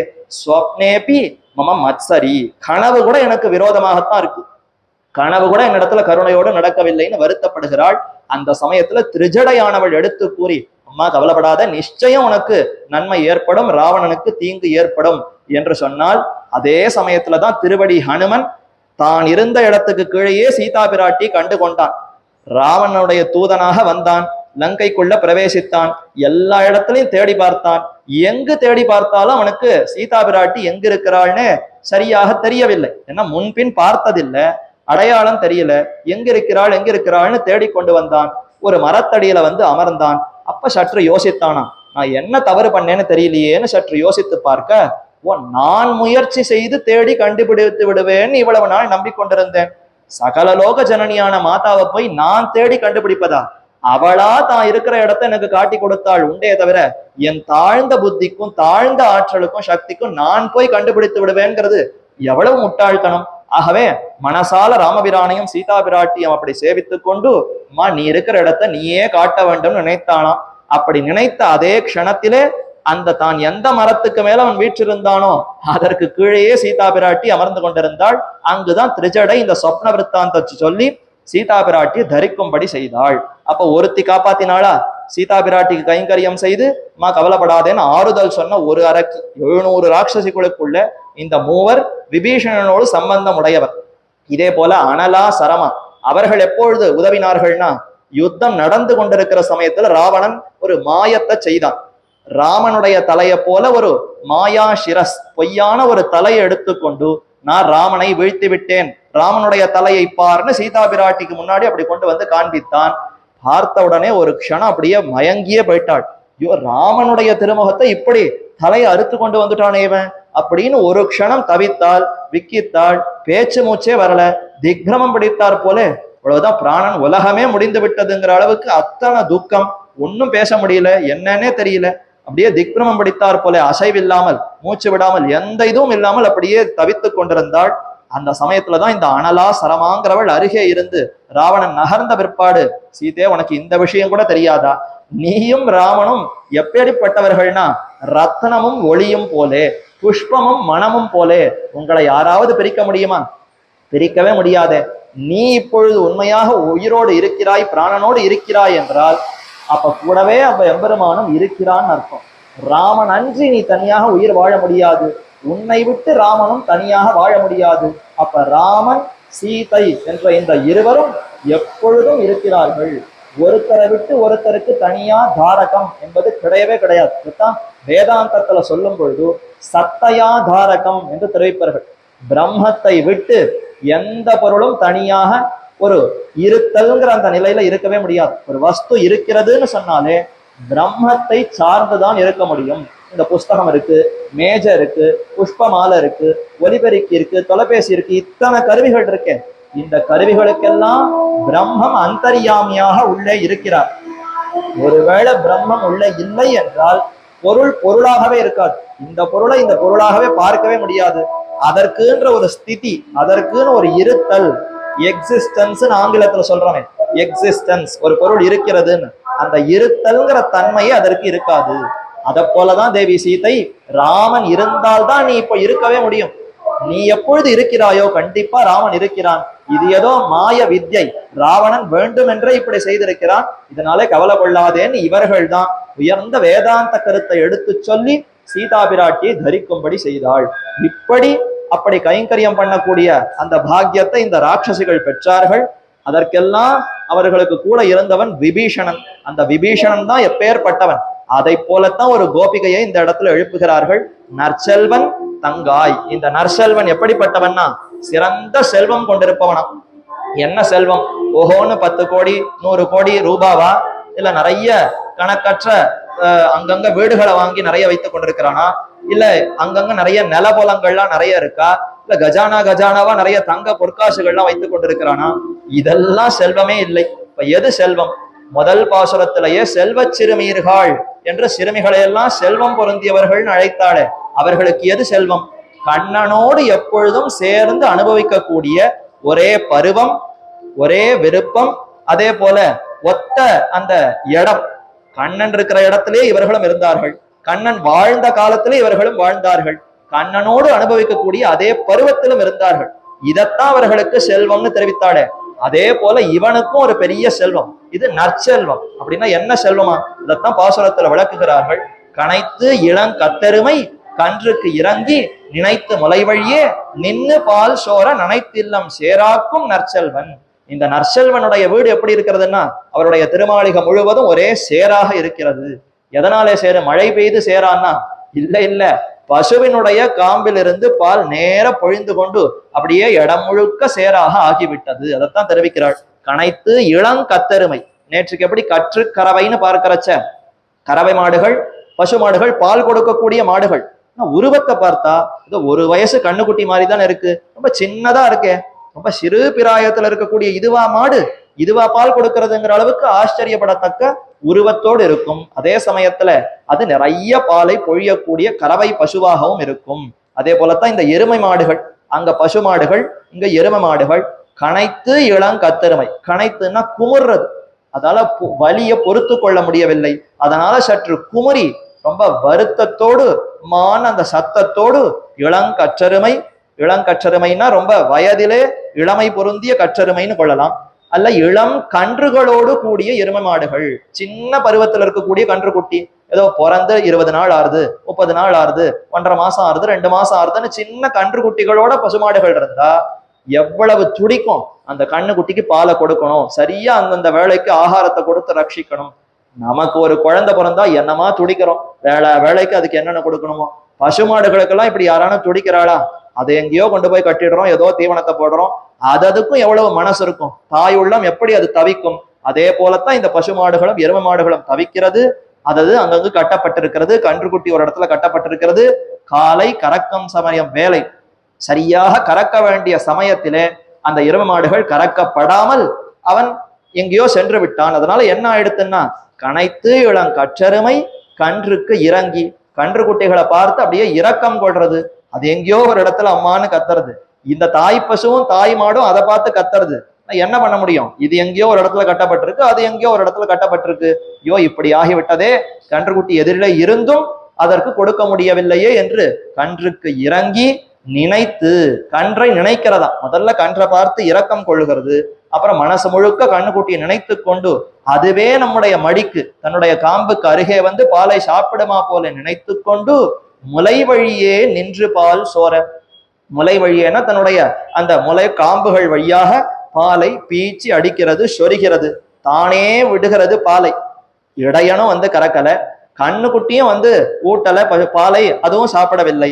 அப்ப இந்த பால் யாருக்கு போகணும்? யாருக்கான பிரயோஜனப்படணும்னா, ஒண்ணு கண்ணுக்குட்டி வாய் வழியாக போனால் அதற்கு பயன் கொடுக்கும், அல்லது கறப்பவர்களுடைய கை வழியாக வந்ததுன்னா பாத்திரத்துல பால் நிறையும், இவர்களுக்கு கிடைக்கும். இப்படி இருவருக்குமே பயன்படாமல் நினைத்து முலை வழியே நின்று பால் சோர, அப்படியே நின்று கொண்டு அந்த இடத்தை விட்டு நகராமல் மொத்த பாலையும் அப்படியே சொரிந்து விடுகிறது. ஆக கறப்பார் இல்லாமையாலே கதறிக்கொண்டு கன்றுகள் எல்லாம் கன்றுக்கு இறங்கி அந்த எருமை மாடுகள் எல்லாம் இப்படி பாலை கறந்து விடுகிறதாம், தானே பொழிந்து விடுகிறது. இது எப்படின்னா எம்பெருமானுக்கு அப்படிப்பட்ட குணம் தானே. அவர் எப்படிப்பட்டவர்? ஒரு அர்ஜுனன் ஒரு இடத்துல ஒரே ஒரு தடவை சரணாகதி பண்ணி, எனக்கு ரொம்ப சந்தேகமா இருக்கு, கலக்கமா இருக்கு, வருத்தமா இருக்கு, இத்தை போக்க வேண்டும் என்று கேட்க, பூய ஏவ மகாபாகோ ஸ்ருணுமே பரமம் வச்சஹா, உனக்கு உயர்ந்த அர்த்தத்தை எல்லாம் சொல்லுகிறேன், கேள் அர்ஜுனா, கேள் அர்ஜுனா. பார்த்த குந்தி புத்திரனே கௌந்தேய என்று பல திருநாமங்களை இட்டு அர்ஜுனனை அன்போடு அழைத்து மேலே மேலே உபதேசித்தார்.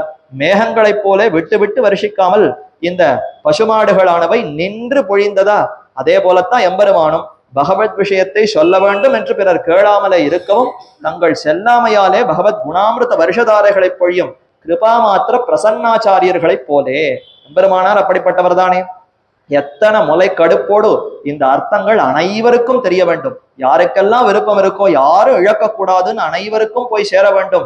ஆரியர்கள் ஆசையுடையோர்க்கெல்லாம் கூறுமென்னு பேசி வரம்பருத்தார்னு எம்பெருமானார் கொண்டாடப்படுகிறாரே, அதை போலத்தான் இந்த பசுமாடுகள் நினைத்து நினைத்து தாங்களே பாலை பொழிந்து தள்ளுகின்றன. எப்படி கண்ணன் அன்று பால் சொரிந்தானோ, துக்தம் கீதாமிருத்தம் மகத்துன்னு தான் கீதை கொண்டாடப்படுகிறது. பார்த்தோ வத்சஹா சுதீர் போக்தா துக்தம் கீதாமிருத்தம் மகத்து. அந்த கண்ணன் எப்படி பாலை சொரிந்தானோ, சாஸ்திரங்கள்ல இருந்து அந்த உயர்ந்த பகவத்கீதைங்கிற அந்த பாலை சொரிந்தானோ, அந்த கண்ணனாலே தடவப்பட்டு வளர்த்த பசுமாடுகள் எருமை மாடுகள் தானே. இதற்கும் அதே சுவாவத்தோடு அப்படி முலை வழியே நின்று பால் சோர நனைத்து இல்லம் சேராக்கும் நற்செல்வன் தங்காய், உன் அகத்தில் உள்ள எருமைகள் கன்றை நினைத்து இடைவிடாமல் பால் சொரியான் இருக்க, நீ எங்களுக்கு ஒரு காலாகிற உன் முகம் காட்டாது ஒழிகிறது எங்கனே. இந்த அடையாளத்தை சொல்லுவது எதற்குன்னா, உள்ள இருக்கிற கோபிகை சற்று நினைக்கணுமா, உன்னுடைய திருமாளிகள் இருக்கக்கூடிய அந்த எருமைகள் கூட தன் கண்ணுக்குட்டியை நினைத்து சரியா அந்த காலத்துல கறக்கவில்லை என்றால் உடனே பாலை பொழிந்து விடுகிறது, இரக்கத்தோடு இருக்கிறது. உனக்கு இந்த குணம் இல்லையே, உன் வீட்டு எருமை மாடுகளுக்கு இருக்கக்கூடிய குணம் கூட உனக்கு இல்லையே. ஏன்னா இத்தனை பேர் உன்னை எதிர்பார்த்து வந்து நீ எப்ப வருவாயின்னு காத்து கொண்டிருக்கிறோம், நீ வெளியே வராமல் வாயும் திறக்காமல் உள்ளே கிடக்கிறாயே, முகம் காட்டாது ஒழிகிறது எங்கனே, இது ஒன்னும் பொருத்தமாவே இல்லையே என்று அதை அவளுக்கு உணர்த்துவதற்காக இதை தெரிவித்து, நனைத்து இல்லம் சேராக்கும் கரவா மடனாகு தன் கண்ணு உள்ளினார் போல்னு ஆழ்வார் திருமங்கை ஆழ்வாரும் தெரிவிக்கிறார். கறக்காத அந்த பசுக்கள் எல்லாம் கன்றுக்குட்டியை நினைத்து கொண்டு பாலை சொரிந்து விடுகிறது. இப்ப ஏன் இந்த கறவை மாடுகள் கறக்கப்படவில்லை? நனைத்து இல்லம் சேராக்கும், இல்லம் முழுக்க இந்த பால் அப்படியே பிரவாகமா ஓடி நதி பெருக்கெடுத்து ஓடுற மாதிரி பால் எல்லா இடத்துலையும் ஓடுறது. அவர்கள் அங்கங்கு கோலம் எல்லாம் இட்டிருக்கிறார்கள், மேல எல்லாரும் நடந்து சென்று மணல் எல்லாம் சேர்ந்திருக்கிறது, எல்லாம் சேர்ந்து ஒரே சேரு செகதியமாக அந்த இடமே அப்படி இருக்கிறது. இப்படி இருக்கக்கூடிய இடத்துல நாங்கள் நின்று கொண்டிருக்கிறோம். இது ஏன் இப்படி ஆனதுன்னா இந்த நற்செல்வனாலத்தான் ஆனது. சாமி நற்செல்வன்னா ரொம்ப சிறந்தவர், சிறந்த செல்வம் கொண்டிருப்பவர்னு பார்த்தோம். இவருக்கு எது செல்வம்னா, கண்ணன் இடத்துல அப்படி நெருக்கமான கைங்கரியத்துல இவர் ஈடுபட்டிருந்தார், அதுதான் இவருக்கு இருக்கிற செல்வம். அந்த கைங்கரியத்தினாலே தன்னுடைய இந்த சாமானிய தர்மத்தை கூட இவரால் கடைபிடிக்கவில்லையாம். நேற்றைய தினம் பார்த்தவர் கற்றுக்கரவை கணங்கள் பல கறந்து செற்றார் திரளழிய சென்னு செரு செய்யும் குற்றமொன்னில்லாத கோவலர். அவரும் இடையர் தான், ஆனா அவர் எப்படிப்பட்டவர்னா ரொம்ப சாமர்த்தியமானவர். தனக்கு என்னென்ன விதிக்கப்பட்டிருக்கிறதோ அத்தனையும் சரியாக செய்து முடித்தவர். பசுமாடுகளை கறக்கணுமா, அந்தந்த வேளைக்கு எவ்வளவு பசுக்களா இருந்தாலும் சற்றும் மனம் தளராமல் அங்க ஸ்திரமாக உட்கார்ந்து கொண்டு அத்தை முடித்துத்தான் அடுத்த காரியத்தை பார்ப்பது. எனக்குன்னு சாஸ்திரங்கள்ல விதிக்கப்பட்ட தர்மத்தை நான் மீறமாட்டேன், அதை கண்டிப்பாக செய்வேன்ற உறுதியோடு செய்தவர் நேற்றைய தினத்து இடையர். அவர்தான் கற்றுக்கறவை கணங்கள் பல கறந்தவர். அதே சமயத்துல எம்பெருமானுக்கு எதிரி, பகவானை எதிர்ப்பவர்கள் யாராவது இருந்தால் அவர்களை எல்லாம் அடக்கி வைப்பதும் எனக்குன்னு விதிக்கப்பட்ட கடமை என்பதையும் தெரிந்து கொண்டு தன்னுடைய கடமைகள்ல ஒன்றும் தவிராமல் சரியா சாஸ்திரங்கள்ல என்ன கூறியிருக்கிறதோ அனைத்தையும் செய்தவர். அப்ப அவருக்கு தானே நற்செல்வன்கிற பெயர் வரணும். அவரை வெறுமனே கோவலர் என்று கூறிவிட்டார். ஆனா ஆண்டாள் இவரை என்ன சொல்றார்? இவர் பசுமாடுகளை கறக்கவே இல்லை. கறக்க வேண்டிய சமயத்துல எந்த எரும மாடுகளையும் கறக்கல. அது குமரி போய் பாலையெல்லாம் கீழே கொட்டி திருமாளிகை முழுக்க ஒரே சேரும் சகதியமாக ஆகிவிட்டிருக்கிறது. அப்ப தன்னுடைய கடமையை சரியாக செய்யாதவனை போய் நற்செல்வன் என்று கொண்டாடுகிறாளேன்னா, ஆமாம் இவர் தான் நற்செல்வன். இவருக்கு அதை விட இன்னும் முக்கியமான தொண்டு இருக்கிறதாம். ஒரு கையால் ஒருவந்தன் தோளையூன்னி ஆனிர இனம் மீள குறித்த சங்கம் என்று பெரியாழ்வார் தெரிவிக்கிறார். தன்னேராயிரம் பிள்ளைகளோடு தளர்நடையிட்டு வருவான், பொன்னை நெய்யோடு பாலமுதொண்டு ஒரு புள்ளுவன் பொய்யே தவழும் என்று அந்த பதிகத்துல தெரிவிக்கும் பொழுது, ஒருவந்தன் அதாவது ஒரு கையால் ஒருவந்தன் தோலை ஊன்றி, கண்ணன் மாடு கன்றுகளை எல்லாம் மேய்க்க போகும் பொழுது அவர் எப்படி செல்லுவார்னா, சிறு குழந்தை தானே, அதனால கூட பல கோபிமார்கள் அதாவது பல இடையர்கள் இடை சிறுவர்களோடு ஒன்றாக சேர்ந்து செல்லுவார். 1000 சிறுவர்கள் அப்படி புடைசூழ எம்பெருமான் எழுந்தருளவன். அப்படி எழுந்தருளும் பொழுது தன்னுடைய அப்படி தோலை தன்னுடைய பக்கத்துல இருக்கக்கூடிய ஒரு நண்பன் இடத்துல அவனுடைய தோளுக்கு மேல தன்னுடைய கையை அப்படி வைத்து கொண்டு வருவாராம். இன்னைக்கும் மன்னார்குடியில போய் ராஜகோபால சுவாமியை சேவித்தால் அவர் அப்படித்தானே சேவை சாதிக்கிறார். தன்னுடைய இடது கையை அப்படி பசுமாடுகளுக்கு பக்கத்துல சத்யபாமை பிராட்டி இருப்பாள், அவளுக்கு பக்கத்துல அப்படி தூக்கி வைத்து கொண்டு வலது கையில சாட்டையை பற்றி கொண்டுதான் ராஜகோபாலன் சேவை சாதிக்கிறார். இதைத்தான் ஆழ்வார் மனசிலே கொண்டு எம்பெருமான் இத மாதிரி ஒரு கையால் ஒருவன் தன் தோலை ஊன்றி, ஒரு கையால ஒருவனுடைய தோல் அவனுடைய தோளுக்கு மேல தன்னுடைய கையை வைத்து அப்படி ஊன்றி கொண்டுதான் நடப்பறான். ரொம்ப வயசானவர்கள் தான் அப்படி நடப்பர். கண்ணன் கூட அப்படிதான் நடப்பறான்னா, ஆமாம் அவர் ரொம்ப சுகுமாரர் சுந்தரர். ராஜா விட்டு கண்ணு குட்டினா அப்ப சாதாரணமா இருக்க முடியுமா? இடையர்களுக்குள்ளேயே தலைவனான நந்தகோபருடைய குழந்தை என்றால் இப்ப எல்லா குழந்தைகளும் எவ்வளவு ஆர்வத்தோடு கண்ணனுக்கு தொண்டு செய்ய வருவார்கள். அப்படி தொண்டு செய்ய வரும் பொழுது ஒருவனுக்கு இந்த முக்கியமான பணியம். கண்ணன் எப்பொழுதெல்லாம் வழியில எழுந்தருளுகிறாரோ, அவர் மாடு மேய்க்க சென்றாலும் சரி, மீண்டும் திரும்பி திருமாளிகைக்கு எழுந்தருளுகிற சமயத்திலும் சரி, அவருக்கு தோள் கொடுக்கக்கூடிய கைங்கரியம். இதுதான் அந்த இடையனுக்கு ரொம்ப முக்கியமான தொண்டு. கண்ணன் புறப்பட்டார்னு சொன்னால் போய் தோளை கொடுக்க வேண்டும். இன்னைக்கும் புறப்பாடுன்னு சொன்னா தோளில எழுந்தருளக்கூடிய ஸ்ரீபாதம் தாங்கிகள் எவ்வளவு முக்கியம்.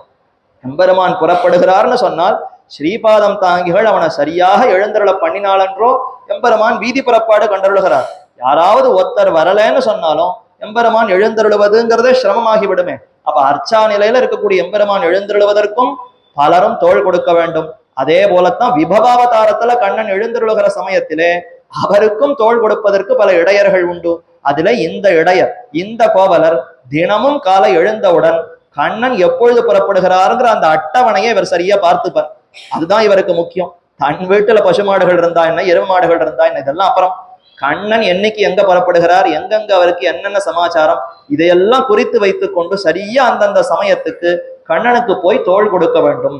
என்னுடைய தோள் மேல எம்பெருமான் கை வைத்துக் கொண்டு அவன் வீதியார நடந்து அனைத்து இன்பத்தையும் அனுபவிக்க வேண்டும். இந்த தொண்டு தான் நமக்கு முக்கியமான தொண்டு. எதை போலே? இளைய பெருமாளை போலே. அவர் எப்படி இருந்தார்?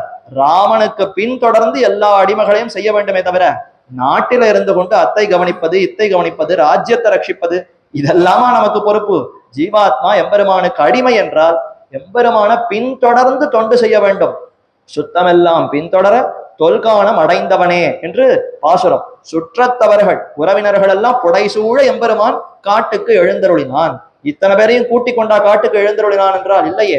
ஒரு இளைய பெருமாள் சீதா பிராட்டி இவர்கள் மட்டும்தானே பின்தொடர்ந்தார்கள் என்றால், ஆமா, உறவுக்காரர்கள் ஒவ்வொருத்தரும் ராமனுக்கு என்னென்ன தொண்டு செய்வார்களோ அந்த அத்தனை தொண்டையும் ஒரு இளைய பெருமாளே செய்தாராம். அதனால் இத்தனை உறவுக்காரர்கள் வரவில்லை என்றாலும் அவர்கள் இடத்திலே இந்த ஒரு இளைய பெருமாள் இருந்து அனைத்து தொண்டுகளையும் செய்தார். ஆகவே இப்படி இளைய பெருமாள் கூடவே சென்று ராமனுக்கு நெருக்கமாக இருந்து நெருக்கமா அத்தனை தொண்டுகளையும் செய்தாரா? இப்ப அவரிடத்துல ஒன்று ஆராய்ந்து பார்ப்போம். அவர் நித்தியம் கிரகஸ்தரா? அப்ப கிரகஸ்தர்னா தன்னுடைய மனைவியோடு கூடி பல தர்மங்களை அனுஷ்டிக்க வேண்டும். அதெல்லாம் என்னைக்காவது செய்திருப்பாரா சுவாமி? இன்னைக்கோ கல்யாணம்ங்கிற ஒரு நாள்ல திருமங்கல்ய தாரணம் அனுபவிச்சு கூட மனைவின்னு அழைத்து கொண்டு வந்திருப்பாரோ என்னமோ. அதற்கு அப்புறமோ அதற்கு முன்னமோ எப்பொழுதுமே பால்யாத் பிரபிருதி சுஸ்னிக்தா லக்ஷ்மணோ லக்ஷ்மி சம்பன்னஹா என்று தொட்டில் பருவத்திலிருந்து ராமனை விட்டு பிரியாமல் அவருக்கு எந்த ஆபத்தும் இல்லாமல் அவரோடு சேர்ந்து அனைத்து தொண்டுகளையும் செய்வதிலேயே ஈடுபட்டிருந்தார் இளைய பெருமாள். அதே போலத்தான் இந்த நற்செல்வன் என்பவரும் கண்ணனுக்கு தோள் கொடுக்கக்கூடிய கைங்கரியம் என்னுடையது, எனக்கு பிராணன் இருக்கிற வரைக்கும் இந்த கைங்கரியத்தை விட்டு நான் நகர மாட்டேன் என்று அவ்வளவு உறுதியோடு அப்படி இருந்தான். அதனால சாமானிய தர்மம் அவனுக்குன்னு இடையனுக்குன்னு விதிக்கப்பட்டிருக்கிற இந்த தர்மங்களை அவனுக்கு செய்ய முடியாமல் போனது. இதிலிருந்து ஆச்சாரியர்கள் என்ன தெரிவிக்கிறார்கள்னா, அப்ப அந்தரங்கமாக எம்பெருமானுக்கு தொண்டுகள் செய்ய நேரிட்டால் அந்த சமயத்துல சாமானிய தர்மங்களை செய்ய முடியாமல் போனாலும் ஒன்று தவறில்லை. சந்தியாவந்தனம் பண்ணணும். காலை சூரிய உதயமாகிற சமயத்துல சரியா அர்க்கியம் விட்டு உபஸ்தான மந்திரமே சொல்லிடணும். சூரியன் அப்படி அருணோதய காலத்திலேயே அர்க்கியம் சமர்ப்பித்து விட வேண்டும். அடுத்து ஜபத்தை பண்ணி காயத்ரி ஜபத்தை முடித்து சூரியன் அப்படி மேல எழும்பிட்டார்னா உபஸ்தான மந்திரத்தை சொல்லி சந்தியாவந்தனத்தை முடிக்க வேண்டும். உச்சி காணாமல் கோணாமல் கண்டு விடு என்று தெரிவிப்பார்களே, காணாமல் அர்க்கியத்தை விட்டுடணும். சூரியன் கண்ணுக்கு தெரிவதற்கு முன்னாடி அர்க்கிய பிரதானம் பண்ணிவிட வேண்டும். கோணாமல்னா 12 மணிக்கு நேர உச்சிக்கு மேல இருக்கிற சமயத்துல, சூரியன் சரியா உச்சி இப்பொழுதுல இருக்கிற சமயத்துல மாத்தியானிகம் அர்க்கிய பிரதானம் பண்ணிவிட வேண்டும். அப்புறம் காணாமல் கோணாமல் கண்டு விடு. சாயங்காலத்துல சூரியன் மறைந்த பிற்பாடு பண்ணக்கூடாது. மறைய போகிறார், இந்த அடுத்த க்ஷணம் கீழே விழப்போகிறாருங்கிற அந்த நிலையில பார்த்தால் உடனே அர்க்கிய பிரதானம் பண்ணிவிட வேண்டும். இந்தந்த சமயத்துல என்னென்ன கைங்கரியங்கள் பண்ண வேண்டும். 5:30 மணிக்கு சூரிய அஸ்தமனம் ஆகிறதுன்னு வச்சுப்போம். அதே சமயத்துல இப்ப எம்பெருமானுடைய புறப்பாடு, தாமோதர பெருமாள் வீதியார புறப்பாடு கண்டருள்கிறார். 5:30 மணிக்கு அந்த எம்பெருமானுடைய புறப்பாடுல நாம இருந்து கைங்கரியம் பண்ணுகிறோம். ஒவ்வொருத்தருக்கும் ஒவ்வொரு கைங்கரியம். அர்ச்சக சுவாமி கூடவே இருந்து எம்பெருமானுக்கு என்னென்ன தட்டுகளை சமர்ப்பிக்கணுமோ உபகாரத்தை கண்டறணுமோ அதை செய்வார். திருவெண்பந்தம் படிக்கிறவர் பக்கத்துல திருவெண்பந்தம் படிப்பார். கொடை போடுபவர் கொடை படிப்பார். எழுந்திரள பண்ணுபவர்கள் எழுந்திரள பண்ணுவார்கள். வேதம் ஓதுமவர்கள் பின்னாடி வேத பாராயணம், முன்னாடி திவ்ய பிரபந்தம், நாதஸ்வரம், எத்தனையோ தொண்டுகள் இருக்குமே. எல்லா தொண்டுலையும் அனைவரும் ஈடுபட்டு இருக்கிறார்களா? இப்ப இதுல சில அந்தணர்கள் அவர்களுக்குன்னு விதிக்கப்பட்டிருக்கிற செயல்களை செய்ய வேண்டும்னு சொல்லி 5:30 மணி ஆயிடுத்து, சூரியன் இப்ப அஸ்தமனாக போறார், பெருமாள் எழுந்தருளி கொண்டிருந்தாலும் இது எனக்குன்னு விதிக்கப்பட்ட கைங்கரியம், போய் நான் சந்தியாவந்தனம் பண்ணி விட்டுதான் பெருமாள் இடத்துல வருவேன்னு சொல்லலாமா என்றால் கூடவே கூடாது. இந்த சந்தியாவந்தனம் என்பது நமக்கு விதிக்கப்பட்டிருந்தாலும் எந்த எம்பெருமான குறித்து இந்த சந்தியாவந்தனம்? அந்த தாமோதர பெருமாளுடைய சந்தோஷத்துக்கு தான் இந்த சந்தியாவந்தனம். அவர் சந்தோஷப்படுறதுக்கு தான் இந்த சந்தியாவந்தனமே நாம பண்றோம். அவரே வீதியார எழுந்தருளை கொண்டு என்னிடத்துல கைங்கரியம் பெற்றுக் கொண்டிருக்கிறார் என்றால் அப்ப அவரோடு நெருக்கமாக இருந்து தொண்டு செய்வதுதான் எனக்கு முக்கியமே தவிர, சுவாமி நீர் பாட்டுக்கு இரும், நான் போய் என்னுடைய அந்தரியாமியா இருக்கக்கூடிய எம்பெருமானுக்கு சந்தியாவந்தனம் பண்ணி விட்டுதான் வருவேன்னு சொன்னால் இது என்ன முட்டாள்தனம்? எந்த எம்பெருமான் நேரடியாகவே எழுந்தருளை கொண்டு என்னுடைய தொண்டு பெறுகிறானோ அவனுடைய மகிழ்ச்சிக்காக நான் தொண்டு செய்ய வேண்டுமே தவிர எனக்கு விதிக்கப்பட்டிருக்குங்கிறதுனால கண்மூடித்தனமாக இந்த காரியங்களை செய்வதுங்கிறது பிரயோஜனம் அன்று. சந்தியாவந்தனமே வேண்டாமா, விட்டுடலாமா? 5:30 மணி ஆயிடுத்து, பெருமாள் புறப்பாடு முடியறதுக்கு 7 மணி ஆயிடுத்து. ரொம்ப நிம்மதி சுவாமி, 7 மணி ஆச்சுன்னா காணாமல் போனாமல் கண்டு விடுன்னு சொல்லி இருக்கு. இனிமே சூரியனையே பார்க்க முடியாது, இனிமே இன்னைக்கு சந்தியாவந்தனம் இல்லை, முடிச்சுடலாமான்னு கேட்டால் அப்படி கிடையாது. பெருமான் எப்ப உள்ள எழுந்தருளினாரோ முடித்து கொண்டு நம்முடைய கிரகத்திற்கு போயோ புஷ்கரணிக்கு போயோ சந்தியாவந்தனத்தை பண்ணிவிட வேண்டும். சற்று கால தாமதமாகலாம், ஆனா எதையுமே விடுவதுங்கிறது கூடாது. சர்வதர்மான் பரித்தியஜ்ய மாமேகம் சரணம் பிரஜான்னு கண்ணன் சொல்லும் பொழுது தர்மங்களை எல்லாம் விடுன்னா என்ன அர்த்தம்? தர்மத்தை தர்மம்ங்கிற புத்திய விடு, இது எனக்கு தர்மமாக இருந்து ரட்சிக்கும்ங்கிறத விடு. இப்ப இதெல்லாம் என்ன? இதெல்லாம் எம்பெருமானுக்கு செய்யக்கூடிய தொண்டுகள்ங்கிற நினைவோடு செய். எனக்கு செய்யக்கூடிய தொண்டுகள்னு சொன்னால் சற்று ஏறக்குறைய இருக்கலாம். ஏன்னா எல்லாருக்கும் ஒரே மாதிரி தொண்டு செய்ய முடியுமா? முடியாது. அவரவருடைய சக்தி ஆற்றலுக்கு ஏற்பதான் செய்ய முடியும். அப்ப நாம செய்யக்கூடிய இந்த சந்தியாவந்தனம் எம்பெருமானுடைய தொண்டு. அதே சமயத்துல நேரடியாக அவருடைய புறப்பாடு நாம ஈடுபட்டு கொண்டிருந்தால் அந்த சமயத்துல செய்ய முடியாமல் போகவே சற்று நாழி கழித்து செய்கிறோம். இதைத்தான் பராசர பட்டர் தெரிவித்தாராம். அவர் காலத்திலேயே திருவரங்கத்துல நம்பெருமானுடைய புறப்பாடு நடந்து கொண்டிருந்தது. சிஷ்யர்கள்லாம் போய் சூரிய அஸ்தமனம் ஆக போறது, சந்தியாவந்தனம் பண்ணணும், சாஸ்திரத்துல விதித்திருக்கிறதே பட்டரே எழுந்துருளும்னு சொல்ல, இன்னைக்கு ஒரு நாள் நான் சந்தியாவந்தனம் தாமதமாக பண்ணேன் என்றால் சித்திரகுப்தன் ஒன்னும் கணக்கு எழுத மாட்டான். ஏன் சித்திரகுப்தன் எழுத மாட்டானா? எழுத மாட்டான். ஏன்னா அவனுக்கும் தலைவனான எவனுக்கும் தலைவனான எம்பெருமானே திருவீதியில புறப்பாடு கண்டருளி கொண்டிருக்கிறார். அவருக்கு பாதுகாவலாக நான் நெருக்கமாக இருந்து தொண்டு செய்து கொண்டிருக்கிறேன் என்றால் அப்ப அவர் தானே இத்தால திருப்தி பட போகிறார். அவர் இதனாலேயே நான் கூடவே இருந்து தொண்டு செய்வதனாலேயே அவர் மிகுந்த மகிழ்ச்சி கொள்ளுவார். அதை விட்டுட்டு இந்த சமயத்துல அவரை நட்ட நடுவுல விட்டுட்டு நான் போய் சந்தியாவந்தனம் பண்ணுவது என்பது கூடவே கூடாது. இந்த மாதிரியான தர்மத்தை தான் இப்ப இந்த நற்செல்வன் கொண்டிருந்தான். நாம எம்பெருமானுக்கு தோள் கொடுக்கிற கைங்கரியம் தான் முக்கியம், பிரதானம். இந்த பசுமாடுகளை நான் கறக்கவில்லை என்றாலும் வேற யாரோ ஒருத்தர் கறந்து விட்டு போய்விடுவார். ஆனா நான் இப்ப எம்பெருமானுக்கு தோள் கொடுக்கவில்லை என்றால் அவ்வளவுதானே, என்னுடைய இந்த சரீரம் படைத்தது உண்டான பிரயோஜனமே போய்விடுமே. உடல் கொடுக்கப்பட்டது அவராலே. அப்ப அவருக்கு நெருக்கமாக தொண்டு செய்கிறக்கூடிய அந்த பயனையே நான் இழந்து விடுவனே என்பதற்காக அதை தான் முக்கிய தர்மம். இதுதான் விசேஷ தர்மம், சாமானிய தர்மம் என்று தெரிவிப்பார்கள். விசேஷ தர்மம்னா எம்பெருமானுக்கு நெருக்கமாக இருந்து செய்யக்கூடிய தொண்டுகள். சாமானிய தர்மம்னா சாஸ்திரத்துல நமக்கு விதிக்கப்பட்டிருக்கிற தர்மங்கள். இந்த இரண்டுக்கும் சற்று முரண்படுமா போல நேர்ந்தால் விசேஷ தர்மத்தை தான் நாம கை கொள்ள வேண்டுமே தவிர சாமானிய தர்மத்தை சற்று ஏறக்குறைய பார்த்து எப்பொழுது அவகாசமோ அந்த சமயத்துல செய்து கொள்ளலாம். அத மாதிரி தான் இந்த நற்செல்வன் இருந்தான். அதனாலதான் இவன் பால் கறக்கவில்லையே தவிர வேண்டுமென்றே சோம்பலாலேயோ தூக்கத்தினாலேயோ இவன் எதையும் செய்யாமல் இல்லை. நாமெல்லாம் எப்படி இருப்போம்னா தூக்கத்தினாலையும் சோம்பல்னாலையும் விட்டு இருக்கிறோம். நாம என்ன எப்ப பாரு எம்பெருமானுக்கு நெருக்கமா தொண்டு செய்வதனாலயா சந்தியாவந்தனம் முதலான கர்மங்கள் எல்லாம் விட்டு இருக்கிறோம்னா முதல்ல அதுல விருப்பம் இல்லை, அதுல ருச்சி இல்லை, சாஸ்திரம் நமக்கு விதிக்கப்பட்டிருக்கிறதுங்கிற எண்ணம் இல்லை, ஞானம் இல்லை, இதனாலேயே விட்டு இருக்கிறோம். ஆனால் அப்படி விடுவது இவ்விடத்துல சொல்லவே இல்லை. எம்பெருமானிடத்துல விசேஷ அந்த தொண்டுல ஈடுபட்டிருக்கிற சமயத்திலே இவைகளை சற்று ஏறக்குறைய தாமதமாக செய்தாலும் தவறில்லை என்றுதான் இந்த இடத்துல தெரிவிக்கப்படுகிறது.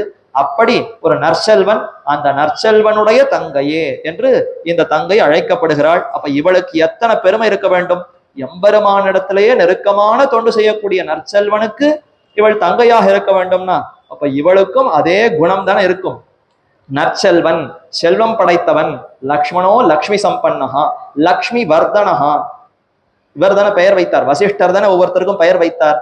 இந்த இளைய பெருமாளை பார்த்து முதல்லையே தெரிந்து கொண்டு விட்டாராம். நல்லா அவனை தீர்க்கமா பார்த்தார் அந்த குழந்தைய. ஓ, இவன் தான் செல்வமுடையவன், இவன் செல்வமுடையவனாலே லக்ஷ்மணன்னு பெயர் வைத்தார். லக்ஷ்மின்னா செல்வம், லக்ஷ்மணஹானா செல்வத்தையே அவன் அடையாளமாக கொண்டிருப்பவன். இதுதான் அவனுக்கு பெயர். என்ன இவனுக்கு எது செல்வம், என்ன அடையாளம்னா இதோ கைங்கரிய செல்வம். ராமனை விட்டு ஒரு நொடியும் பிரியாமல், எப்படி ஒரு நிழல் தன்னுடைய அந்த நிஜத்தை விட்டு பிரியாதோ அதே மாதிரி ஜலம், அதை விட்டு மீன், மீன் ஜலம் ரெண்டு சேர்ந்து தானே இருக்கும். நீரை விட்டு பிரிந்த மீன் துடிதுடித்து கொண்டு பிராணனையே விட்டு விடுமே. அந்த மாதிரி நான் அந்த ராமபிரானை விட்டால் எனக்கு பிராணனே நிற்காது என்று ராமனோடையே சேர்ந்திருந்து எல்லா தொண்டுகளையும் செய்தானா இது அவனுக்குன்னு இருக்கக்கூடிய செல்வம். சது நாகவர ஸ்ரீமான் என்று கஜேந்திர ஆழ்வான் மீனவர் பொய்கை நான்மலர் கொய்வான்னு திருவல்லிக்கேணி பாசுரத்திலையும் அற்புதமா திருமங்கை ஆழ்வார் அனுபவிக்கிறார். ஒரு கஜேந்திர ஆழ்வான் புஷ்பத்தை பறித்து எம்பெருமானுக்கு சமர்ப்பிக்க வேண்டும்னு ஆசைப்பட்டு முதலையினுடைய வாயிலே விழுந்தது, அகப்பட்டு கொண்டது. அப்ப கரஸ்த கமலான்யேவ பாதையோர் அர்ப்பிதம் தவ நாகம் கலேபரஸ்யாஸ்ய திராணார்த்தம் மதுசூதன. பெருமானே, உன்னை நான் எதற்கு அழைத்தேன்னா என்னுடைய சரீரத்துக்கு ஆபத்து, உடலுக்கு ஏதோ ஆபத்து, இதை போக்கிக் கொள்ள வேண்டும்னு கூப்பிடவே இல்லை. இந்த தாமர புஷ்பம் வாடுவதற்கு முன்பு உன்னுடைய திருவடிக்கு சமர்ப்பிக்க வேண்டுமே, அதற்குத்தான் உன்னை அழைத்தேன் என்று சொல்லி எம்பெருமானிடத்துல விண்ணப்பித்தான். அப்ப என்ன ஒரு குணம் அவனுக்கு, தன்னுடைய சரீரத்தை நோக்க வேண்டும்ங்கிற எண்ணம் கூட இல்லாமல் இந்த தாமரை எம்பெருமானுக்கு போய் சேர வேண்டும்னு அழைத்தானா. அதனாலேயே அவன் ஸ்ரீமான் என்று கொண்டாடப்படுகிறான். அந்தரிக்ஷகதா ஸ்ரீமான், இவனுக்கு கைங்கரியத்துல விருப்பம். அதே போல கஜேந்திர ஆழ்வானுக்கும் எம்பெருமானுடைய திருவடிகள்ல இத்த சேர்த்து இந்த தாமரை விட அந்த எம்பெருமானுடைய தாமரை போன்ற திருவடிகள் என்ன அழகுன்னு திருவேணியை அனுபவிக்க வேண்டும், அதிலே அவனுக்கு ஊற்றம். அதே போல அந்தரிக்ஷகதா ஸ்ரீமான் விபீஷண ஆழ்வான் கொண்டாடப்படுகிறான். எப்பொழுது ராவணனோடு லங்கையில இருக்கிறச்ச ஸ்ரீமான்கிற பட்டம் இல்ல, லங்கா ராஜ்யத்தை எல்லாம் துறந்தான். பரித்யக்தா மயாலங்கா மித்ராணிச்ச தனானிச்ச என்ற அனைத்தையும் துறந்து நிவேதயத மாங்ஷிப்ரம் விபீஷணம் உபஸ்திதம் சர்வலோக சரண்யாய ராகவாய மகாத்மனே, அந்த ராகவனையே அனைத்துமாக கொண்டு அவனுடைய திருவடிகள் தான் ஒரே கதி என்று வந்திருக்கிறேன், என்னை அவனிடத்துல சேர்த்து வையுங்கள்னு விபீஷணாழ்வான் வந்தான். அந்த சமயத்துல அந்தரிக்ஷகதா ஸ்ரீமான், இதோ ஆகாசத்துல வந்து நிற்கக்கூடிய ஸ்ரீமான் செல்வம் கொண்டிருப்பவன் விபீஷணன் கொண்டாடுகிறான். விபீஷணனை கொண்டாடுகிறார் வால்மீகி. என்ன செல்வம் சுவாமி, எல்லாத்தையும் திறந்துட்டு வந்திருக்கிறானேன்னா ராமனுடைய அந்த கைங்கரியம் தான் வேண்டும், ராமனோடு சேர்ந்து இருக்க வேண்டும், ராமனை விட்டு பிரிந்திருக்க வேண்டாம்னு அதுல விருப்பத்தோடு வந்தாரா, இதுதான் அவருக்கு செல்வமா. ஆக இப்படி எம்பெருமானையுடைய சேர்ந்திருக்க வேண்டும். செல்வம் என்னும் சொல்லாலேயே பகவத் சம்பந்தத்தை குறிக்கிறார்கள். அப்ப எம்பெருமானோடு ஒரு தொடர்பு, எம்பெருமானை விட்டு பிரியாமல் தொண்டுகளை செய்ய வேண்டும் என்று விருப்பம் கொண்டிருந்தால் அதுதான் செல்வம். அப்படிப்பட்ட செல்வம் இந்த இடையனுக்கு இருந்தது. அந்த செல்வத்தோடு கூடியிருக்கிறவனுக்கு தங்கையாக இவள் இருக்கிறாள். இப்ப இதுலயும் குத்தலா தெரிவிக்கிறார்களாம். அந்த எருமைகளை எல்லாம் எப்படி அவன் பார்க்காமல் அதுகளுக்கெல்லாம் எவ்வளவு சிரமம் கொடுத்தானோ, அவனுடைய தங்கையா இருக்கக்கூடிய நீ இப்ப என்ன பண்ணுகிறாய்னா, இதோ எங்களை எல்லாம் குமர விட்டு கதற விட்டு அழ விட்டு இன்னும் பதில் சொல்லாமல் இருக்கிறாயே. அவன் எருமைகளை நோக்கினாலன்றோ அவனுடைய தங்கையான நீயும் எங்களை நோக்குவாய்னு சற்று இந்த கோபிகைய சடக்கென அவள் எழுந்திருப்பதற்கு குத்தலாக சொல்ல வேண்டும் என்று இதை தெரிவிக்கிறார்களாம். நற்செல்வன் தங்காய், அவனுடைய தங்கைங்கிறதா இவளுக்கு அடையாளமா சுவாமி? இவளுக்குன்னு ஏதாவது தனியா பேர் இருக்குமான்னா அந்த பேர்லாம் இல்லை. அவனுடைய பெருமையினாலேயே இவளுக்கு பெருமை. எப்படி விபீஷணாழ்வான் வரும் பொழுது அவன் என்ன சொன்னான்னா, ராவணஸ்ய அனுஜோ பிராதா, நான் விபீஷணன் வந்திருக்கேன் நேர தன்னுடைய பேரை சொல்லாமல், நான் யார் தெரியுமா, அப்பேற்பட்ட ராவணன் கொடியவன், கடுமையான பல பாபங்களை புரிந்தவன், அவனுடைய தம்பி நான்னு தன்னை வெளிப்படுத்தி கொண்டானான். அப்ப எல்லா தோஷங்களும் என்னிடத்துல உண்டுன்னு சொல்லிக்கிறதுக்கு ராவனுடைய தம்பின்னு விபீஷணன் எப்படி தன்னை பிரகடனப்படுத்தி கொண்டானோ, அத மாதிரி எல்லா நற்பண்புகளுக்கும் ஒரே இருப்பிடம் இந்த பெண்ணுன்னு சொல்லுவதற்கு, எல்லா நற்பண்புகளோடு இருக்கக்கூடிய அந்த நற்செல்வனுக்கு இவன் தங்கை அப்படின்னு அதனாலே அதையே அடையாளமாக வைத்து அழைக்கிறார்கள். நற்செல்வன் தங்காய் என்று தமையனையிட்டு சொன்னா போலே இவளுடைய குணச்சிறப்பை இவளுடைய தமையனையிட்டு சொல்லுகிறார்கள். எப்படி ஸ்ரீ ராமபிரானுக்கு அடிமை செய்த போது அவனுடைய மகள் திரிஜடை பிராட்டிக்கு கைங்கரியம் செய்தார் போலே உன்னுடைய தமையன் கிருஷ்ணனை நோக்கினால் நீ எங்களை நோக்க வேண்டாவோ என்று இதையெல்லாம் வைத்துதான் இப்ப இந்த கோபிக்கை எழுப்புகிறார்கள். சரி, என்ன செய்யணும்? வீட்டு வாசல்ல எப்படி இருக்குன்னா, பனி தலை வீழ நின் வாசல் கடைபற்றி, கீழே ஒரே பால் வெள்ளமா இருக்கா, மேல மார்கழி மாசம் பனி கொட்டுகிறது, பனி வெள்ளம். விடியற் காலையில வந்துதானே எழுப்புகிறார்கள். இப்ப கீழெல்லாம் ஒரே பாலா வெள்ளமா அது ஓடின்னு இருக்கு, மேல ஒரே பனி கொட்டி அந்த வெள்ளம் ஓடின்னு இருக்கு. நடுவிலே எம்பெருமானுடைய குணங்களை அனுபவித்து நாராயணன் மூர்த்தி கேசவன், நாற்ற துழாய்முடி நாராயணன் என்று அந்த முகில் வண்ணன் பரீசையா எம்பெருமானுடைய திருநாமங்களை சொல்லிக்கொண்டே வருகிறார்களா. அது மனசு முழுக்க நிறைந்து அது ஒரு பக்கம் அப்படியே வெள்ளமா ஓடின்னு இருக்கான், பக்தி வெள்ளம். அப்ப மேலே பனி வெள்ளம், நடுவுல எம்பெருமானுடைய குணங்களை அனுபவித்து அந்த ஆனந்த வெள்ளம், கீழே ஒரே பால் வெள்ளம். இந்த 3 வெள்ளங்களுக்கு நடுவே சிக்கி கொண்டிருக்கிறோம். ஒரு வெள்ளத்துல அகப்பட்டாலே தப்பிப்பது சிரமம். இப்படி 3 வெள்ளங்களுக்கு நடுவே நாங்கள் இப்படி சிரமப்படுகிறோம். நீயோ ரொம்ப சுந்தரியா சுகுமாரியா எந்த கஷ்டமும் இல்லாமல் உள்ள மெத்தென்ற பஞ்சசயனத்திலே படுத்து கொண்டிருக்கிறாயே. பனித்தலை வீழ நின் வாசல் கடை பற்றி, உன்னுடைய வாசலனுடைய கடைனா தண்டியலாம். வாசல்ல அப்படி தாப்பால் போடுறதுக்கு சங்கிலி வைத்து மேல ஒரு அந்த கம்பி இருக்குமே, அதுல மாட்டி விட்டால் அது அப்படியே கதவு தாழ்பால் இட்ட மாதிரி ஆகும். அதற்கு தான் தண்டியல்னு பெயர். அதை பிடித்து கொண்டு தொங்கி கொண்டிருக்கிறோம். கீழே நிக்கவும் முடியல, ஒரே பால் ஓடின்னு இருக்கு, மேல பனி கொட்டின்னு இருக்கு. அதனால வாசப்படியை பிடித்து கொண்டு நிற்கிறோம், எங்களை பார்த்தாவது நீ எழுந்திருந்து வர வேண்டாமா என்று கேட்கிறார்கள். பிராட்டியை பிரிந்த பெருமாள் எப்போதும் தூக்கமற்றிருந்தார் என்று சொல்லுவது போலே நீ எங்களை பிரிந்து அப்படி தூக்கமற்று இருக்க வேண்டும். அதனால இப்ப ராமபிரானை பத்தி தெரிவிக்கிறோம். அவர் எப்படி சீதா பிராட்டியை பிரிந்து தவித்தாரோ அத மாதிரி என்னோ நீயும் தவித்து கொண்டிருக்க வேண்டும். அப்படி இல்லாமல் இப்படி இருக்கிறாயே, இந்நிலையை அறிகின்றிலையே என்கிறார்கள். இப்படி சொன்ன போதிலும் இவர்கள் தனக்காக படும் பாட்டை இன்னும் சிறிது நேரம் காண வேணும் என்று பேசாமல் இருந்தாலும், இவ்வளவு சொல்லியும் உள்ள இருக்கிறவள் எழுந்திருக்கவில்லை. இவர்கள் என்ன அப்படி சிரமப்படுகிறார்கள்ங்கிறத இன்னும் கொஞ்சம் சொல்லட்டும் பார்க்கலாம் என்று இவள் இருந்தாளாம். பெண்களை படுத்துகையே போக்கியமாயிருக்கும் கிருஷ்ணனுடன் சேர்ந்த வாசனையாலே இவள் இப்படி செய்கிறாள். பெண்களை படுத்தணுங்கிறது தான் கண்ணனுக்கு முக்கியமான பணியா. படுகொலை அடிப்பது, அவர்களை துடிக்க விடுவது, பெண்ணின் வருத்தம் அறியாத பெருமான் ஆண்டாளே சொல்றாள். அப்படி பெண்களை எல்லாம் எப்படி சித்திரவதம் பண்ணணும், அவர்களை எப்படி சிரமப்படுத்தணும்ன்றதுலயே குறிக்கோளோடு இருக்கிறான் கண்ணன். அவனோடு சேர்ந்து பழகி இந்த பெண்ணுக்கும் அதே வாசனை போல. அதனால இப்போ சற்று மாற்றுவோம். வரிசையா கண்ணனை பத்தி நிறைய பாடியாச்சு. ஒரு பெண்ணுக்காக என்ன பாடுபட்டான். உண்ணாது உறங்காது ஒலிகடலை ஊடறுத்து பெண்ணாக்க யாப்புண்டு யாமுத்த பேதெல்லாம் என்று ஒரே ஒரு பெண் சீதா பிராட்டிக்காக எவ்வளவு வீர தீரமான காரியங்கள். அத்தனை ராட்சசர்களை அழித்தது, கடலையை அடைத்தது, வானரங்களை எல்லாம் ஒன்று சேர்த்து அவர்களோடு சேனையோடு புறப்பட்டதுன்னு எவ்வளவு காரியம் பண்ணியிருக்கிறார். இதெல்லாம் நினைத்து பார்க்க முடியுமா? இதெல்லாம் யாருக்காக செய்தாள்னா ஒரு பெண் பெண்டாட்டிக்காக. ஒரு பெண்ணுடைய துக்கத்தை பொறுத்துக்க முடியாதவன் ராமன் என்றால் அவன் எவ்வளவு குணசாலியாக இருக்க வேண்டும். அந்த ராமனை பாடுவோம். ராமவிருத்தாந்தத்தை சொல்லுகிறார்கள். அல்லது கிருஷ்ணனால் அவதிப்பட்டிருக்கும் இவள் நெஞ்சு குளிரும்படியாக ராம கதையை சொல்லுகிறார்கள். இவர்களுக்கு இதே வழக்கம். கிருஷ்ணனால ரொம்ப துக்கப்பட்டார்கள் என்றால் உடனே ராமனுடைய கதையெல்லாம் சொல்லி துக்கத்தை ஆற்றிக் கொள்ளுவார்களாம். சரி, ராமனுடைய அந்த குணங்கள் எல்லாம் நிறைய கேட்டால் என்னதான் ராமன் பெரியவனாக இருந்தாலும் கிருஷ்ணனை போல அவ்வளவு எளிமையாக எல்லாரோட பழகவில்லையே, மீண்டும் கிருஷ்ணனையே அனுபவிப்போம்னு சட் என்று மாறிவிடுவார்கள். இப்படி மாறி மாறி அனுபவிக்கிறதா இவர்களுக்கு ஒரு வழக்கம். அதே போல இப்போ போறோம் கண்ணனை அனுபவித்து ரொம்ப கஷ்டம் ஆயிடுத்து, ராமபிரானை அனுபவிப்போம் என்று பிராட்டியை பிரிந்த அந்த பெருமாள் எப்படி இருந்தார்? சினத்தினால் தென்னிலங்கை கோமானை செத்த மனத்துக்கினியானை பாடவும் நீ வாய் திறவாய்.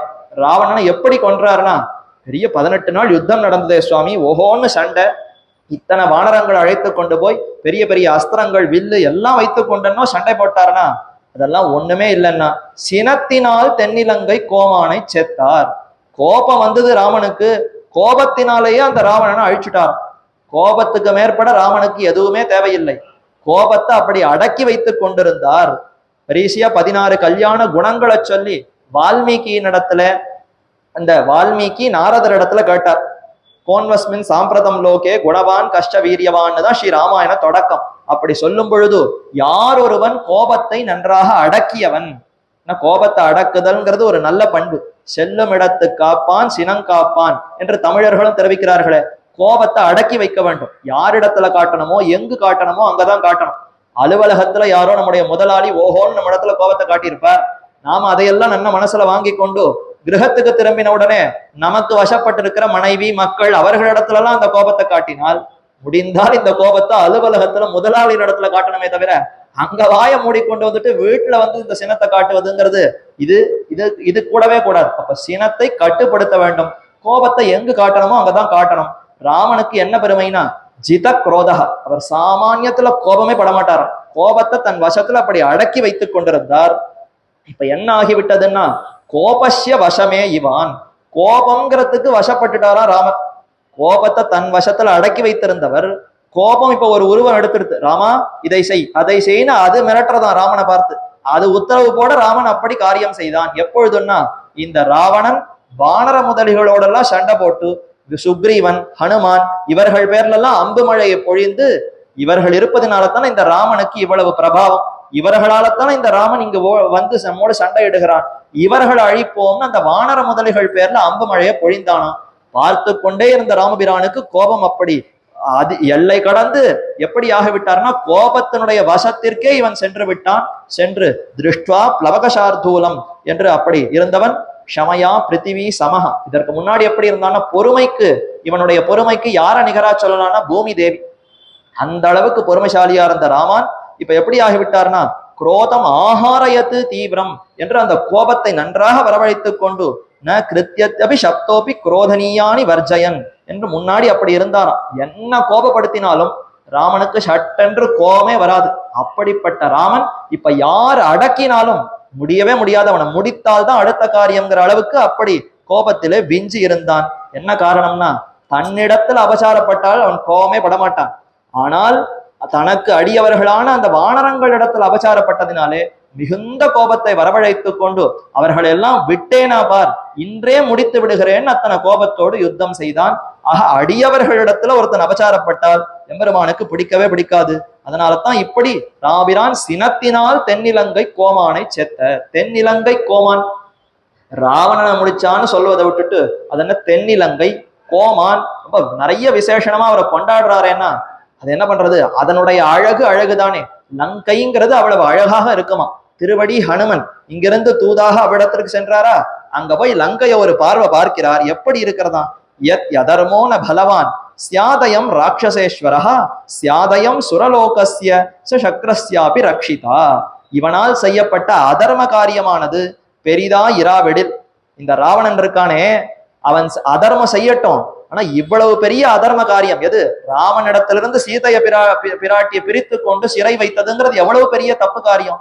இந்த பெரிய அதர்ம செயலை மட்டும் இவன் செய்யாமல் இருந்தால் என்ன ஆயிருக்குமா, இந்த ராட்சசாதிபதியான ராவணன் இந்திரனோடு கூடிய சுவர்கலோகத்திற்கும் ரட்சகனாக இருக்க தகுந்தவன். இந்திர பட்டணத்துக்கே இவன் ரட்சகனாக இருந்து இந்திரனோடு சரிசமமாக உட்கார்ந்து கொண்டு ராஜ்யத்தை ஆளலாமா. அந்த அளவுக்கு இவனுக்கு சக்தி ஆற்றல் பெருமை இருந்தது. ஆனா அதை சரியாக பயன்படுத்தவில்லையே. தன்னுடைய மனைவிகளிடத்துல ஆசையை வைக்காமல் இன்னொருத்தருடைய மனைவி, அதுவும் சகல லோகத்துக்கும் மாதாவா இருக்கக்கூடிய சீதா பிராட்டியின் இடத்துல அபசாரப்பட்டதினாலே அனைத்தையும் இழக்க புகுந்தான். அவனுடைய ராஜ்யம் அவ்வளவு அழகா இருந்தது. அஹோவீரியம், அஹோதைரியம், அஹோசத்வம், அஹோத்யுதிஹி, அஹோ ராட்சசராஜஸ்ய சர்வலக்ஷண யுக்தா. ஒரு அரசனுக்கு இருக்க வேண்டிய அத்தனை அந்த வீரம், தீரம், பராக்கிரமம் எல்லாம் இவனிடத்துல இருந்துதான். அதனாலதான் கோமான். தென்னிலங்கைன்னு சொன்னால் அழகான லங்கை. தெற்கு பக்கத்துல இருக்கக்கூடிய இலங்கைன்னு ஒரு அர்த்தம். தென்னுங்கிற சொல்லுக்கே அழகுன்னு ஒரு பொருள் உண்டு. அப்ப தென்னிலங்கைனா ரொம்ப அழகா மனசை கவரக்கூடிய அந்த ஒரு சோலை வாய்ப்பு. இலங்கைங்கிறது எப்படின்னா சுற்றிலும் கடல் சூழ்ந்திருக்கிறதா, அதற்கு உள்ள மலைகள் சூழப்பட்டிருக்கும், அதற்குள்ள நிறைய வனங்கள் காடுகளால சூழப்பட்டு நடுவே அந்த தீவுங்கிறது ரொம்ப ஆச்சரியமா மனதை கவரக்கூடிய ஒரு அழகான இடமாக இருக்கிறது. அதனால தென்னிலங்கை கோமானை. இப்படிப்பட்ட அழகான இடத்துல இவன் என்ன பண்ணிருக்கணுமா, சீதையை மட்டும் சிறை வைத்தது பெரிய தப்பா. இதே போல பானாசுரன் அவனும் சிறை வைத்தான். உஷை, பிரத்யும்னன் 2 பேரும் சேர்ந்திருப்பதை பார்த்தான். இந்த 2 பேரையும் இனிமே சேர்த்து சிறை வைத்து விட வேண்டியதுன்னு அந்த இருவரையும் சேர்த்து சிறை வைத்தான். ரொம்ப சந்தோஷம். அதுதானே அவர்கள் விருப்பப்பட்டார்கள். உஷையும் பிரத்யும்னனும் சேர்ந்தார்கள்.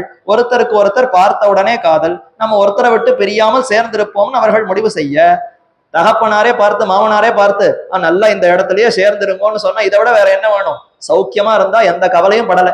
யாருக்கு கவலை வந்ததுன்னா கிருஷ்ணனுக்கு கவலை. ஐயோ, நம்ம பேரனை காணுமே, எங்கேயோ போனானே, எங்க போனான்னு தெரியவில்லையேன்னு கிருஷ்ணன் படையெடுத்து கொண்டு வந்து வானாசுரனோடு சண்டை போட்டு அப்புறம் சிறை விடுவிக்கிறார்.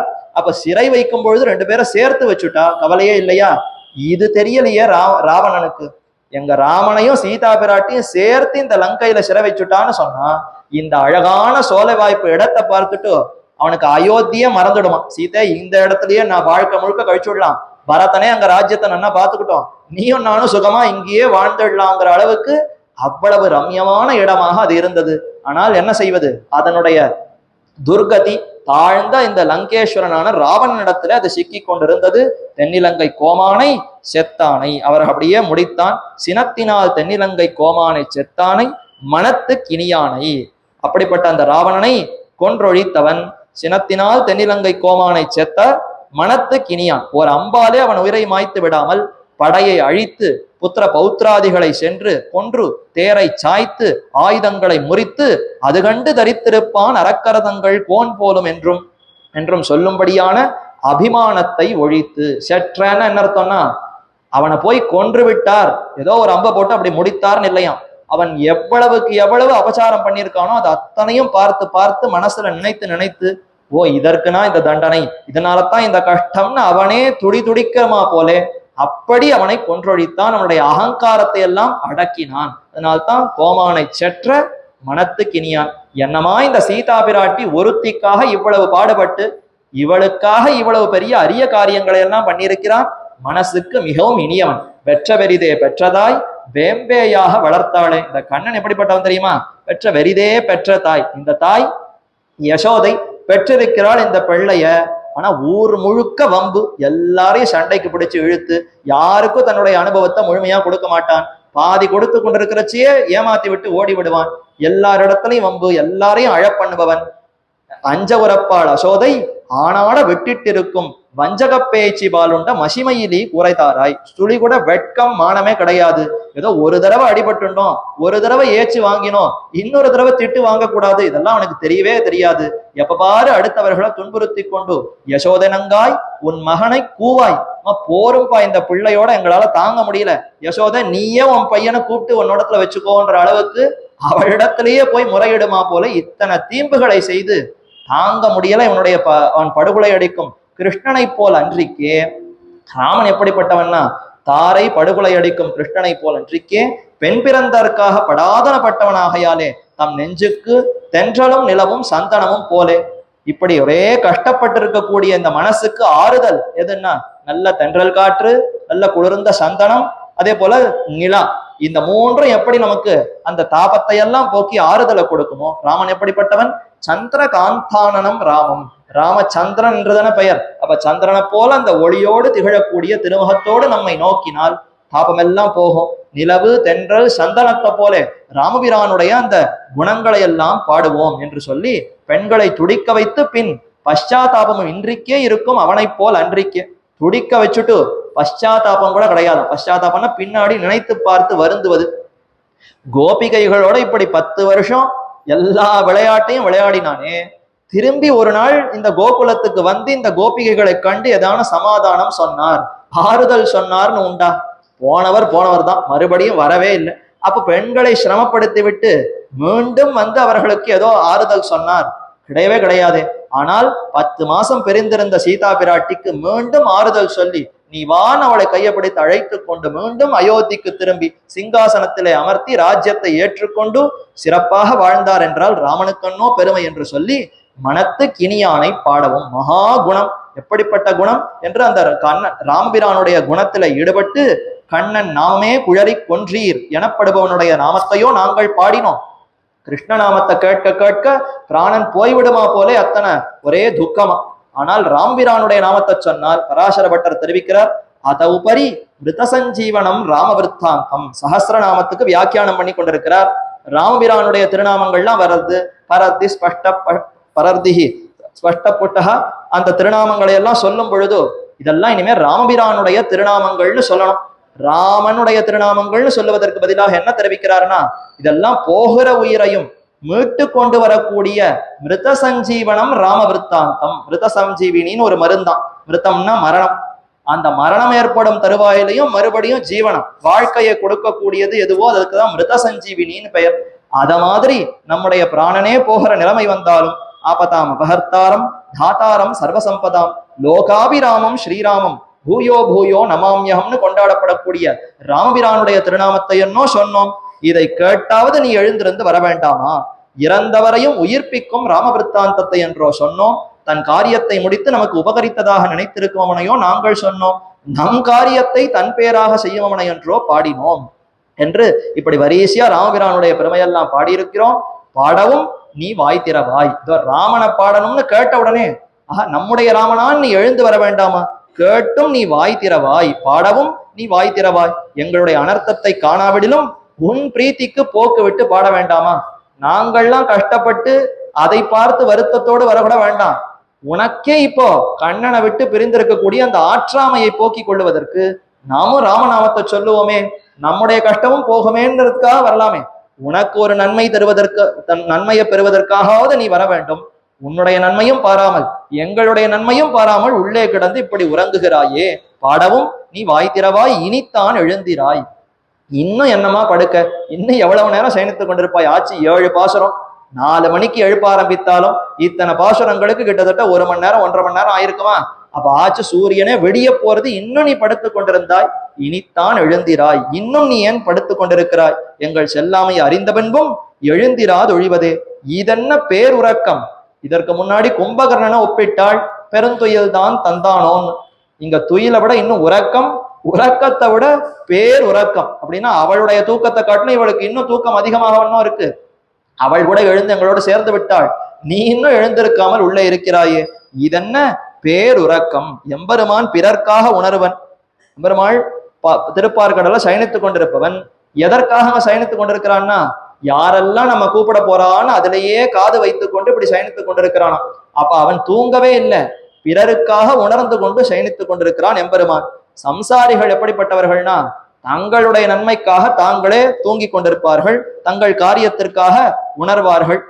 உள் உறக்கம் இரண்டிடும் சேராதா இருக்கிறதே. அப்ப சம்சாரிகள்லாம் தங்களுடைய பலனுக்காக தூங்குவார்கள். எம்பெருமானோ அடியவர்களுடைய அந்த நன்மைக்காக உறங்குகிறான். நீ எதற்காக உறங்குகிறாய் என்ன தெரியவில்லையே.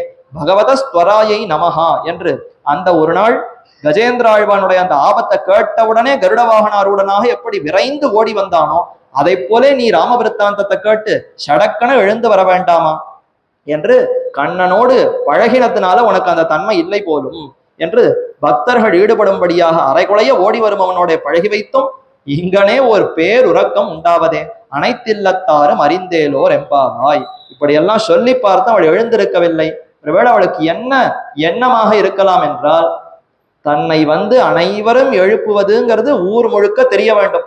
அப்படி தெரிந்தால், ஓ இந்த கோபிகை ரொம்ப முக்கியமானவள் போல இருக்கிறது, இத்தனை கோபிகைகளும் திரண்டு வந்து இவளை எழுப்புகிறார்கள் என்றால், ஓ இவதான் ரொம்ப தலைவின்னு அனைவரும் தெரிந்து கொள்ள வேண்டும் இவள் எண்ணுகிறாளோ, அதற்கு பதில் தெரிவிக்கிறார்களா, அப்படி நினைத்தாய் என்றால் அனைத்தில்லத்தாரும் அறிந்து, உன்னை சுத்தி இருக்கக்கூடிய எல்லா கிரகத்துல இருக்கக்கூடிய எல்லாரும் தெரிந்து கொண்டு விட்டார்கள், இன்னும் இந்த பெண் எழுந்திருக்கவில்லை, எல்லாரும் வாசல்ல நின்று அழைத்து கொண்டிருக்கிறார்கள், இது ஊர் முழுக்க தெரிந்து விட்டது. சரி, அப்படியல்ல, பகவத் விஷயம் அனைவரும் அனுபவிக்க வேண்டும், பகவத் விஷயத்தை அனுபவிக்கைக்கு புறம்பு ஆளுண்டோ என்று நினைத்து கிடக்கிறாயாகில், இன்னும் பகவத் விஷயத்தை தெரிந்து கொள்ளுவதற்கு யாருக்கும் ஆசையே வரவில்லை என்று நினைத்து கொண்டிருந்தாய் என்றால் கிடையவே கிடையாது. இதெல்லாம் கண்ணன் பிறப்பதற்கு முன்பு கிருஷ்ணன் அவதரித்த பிற்பாடு இந்த ஆசை அனைவருக்கும் வந்து விட்டது. எப்படின்னா, எம்பெருமானார் அவதரித்த பிற்பாடு பொலிக பொலிக பொலிக போயித்து வல்லுயிர் சாபம் நலியும் நரகமும் நைந்த நமனுக்கு இங்கு யாதொன்னமில்லை கலியும் கடும் கண்டுகொண்மின் கடல் வண்ணன் பூதங்கள் மண்மேல் மலிய புகுந் திசைபாடி ஆடி ஒழிதர கண்டோம் கண்டோம் கண்டோம் கண்டோம் கண்ணுக்கு இனியன கண்டோம் என்று எல்லா இடத்துலையும் எம்பெருமானுடைய அந்த பக்தி கைங்கரியம்ங்கிறது நாடு முழுக்க பரவித்து ஸ்ரீ வைஷ்ணவ செல்வமே எல்லா இடத்துலும் நிறைந்ததே. அப்படி ஆழ்வாருடைய மங்களாசாசனத்தினாலே எம்பெருமானார் அவதரித்த சமயத்துல எப்படி ஏற்பட்டதோ அதை போல இந்த கோபிகை அன்றொரு நாள் இந்த கோபிகை பிறந்து அவள் எம்பெருமானிடத்துல ஈடுபடவே அதனாலேயே இப்படி ஊர் முழுக்க இது பரவித்தான். உன்னுடைய பிரபாவத்தாலே ஊரெல்லாம் பகவத் பிரவணர் ஆனார்கள்.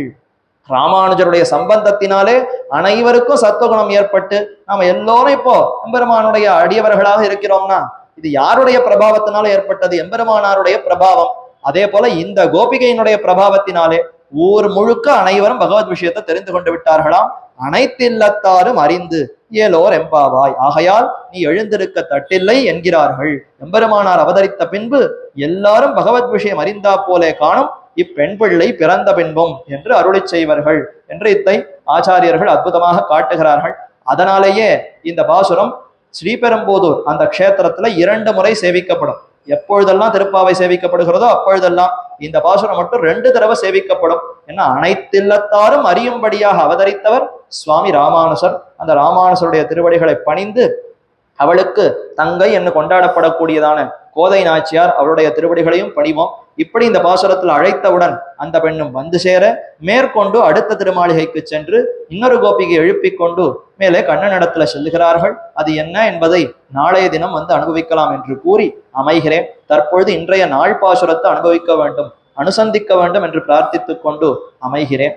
கனைத்திளம் கத்தெருமை கண்ணுக்கு இறங்கி நினைத்து மலை வழியே நின்னுபால் சோர நனைத்தில்லம் சேராக்கும் நற்செல்வன் தங்காய் பனித்தலை வீழ நின் வாசல் கடைபட்டி சினத்தினால் தென்னிலங்கை கோமானை செத்த மனத்துக்கினியானை பாடவும் நீ வாய்த்திரவாய் இனித்தான் எழுந்திராய் ஈதென்ன பேருறக்கம் அனைத்தில்லத்தாரும் அறிந்தேலோர் எப்பாவாய். ஆண்டாள் திருவடிகளே சரணம், ஆழ்வார் திருவடிகளே சரணம், எம்பெருமானார் திருவடிகளே சரணம், ஜீயர் திருவடிகளே சரணம்.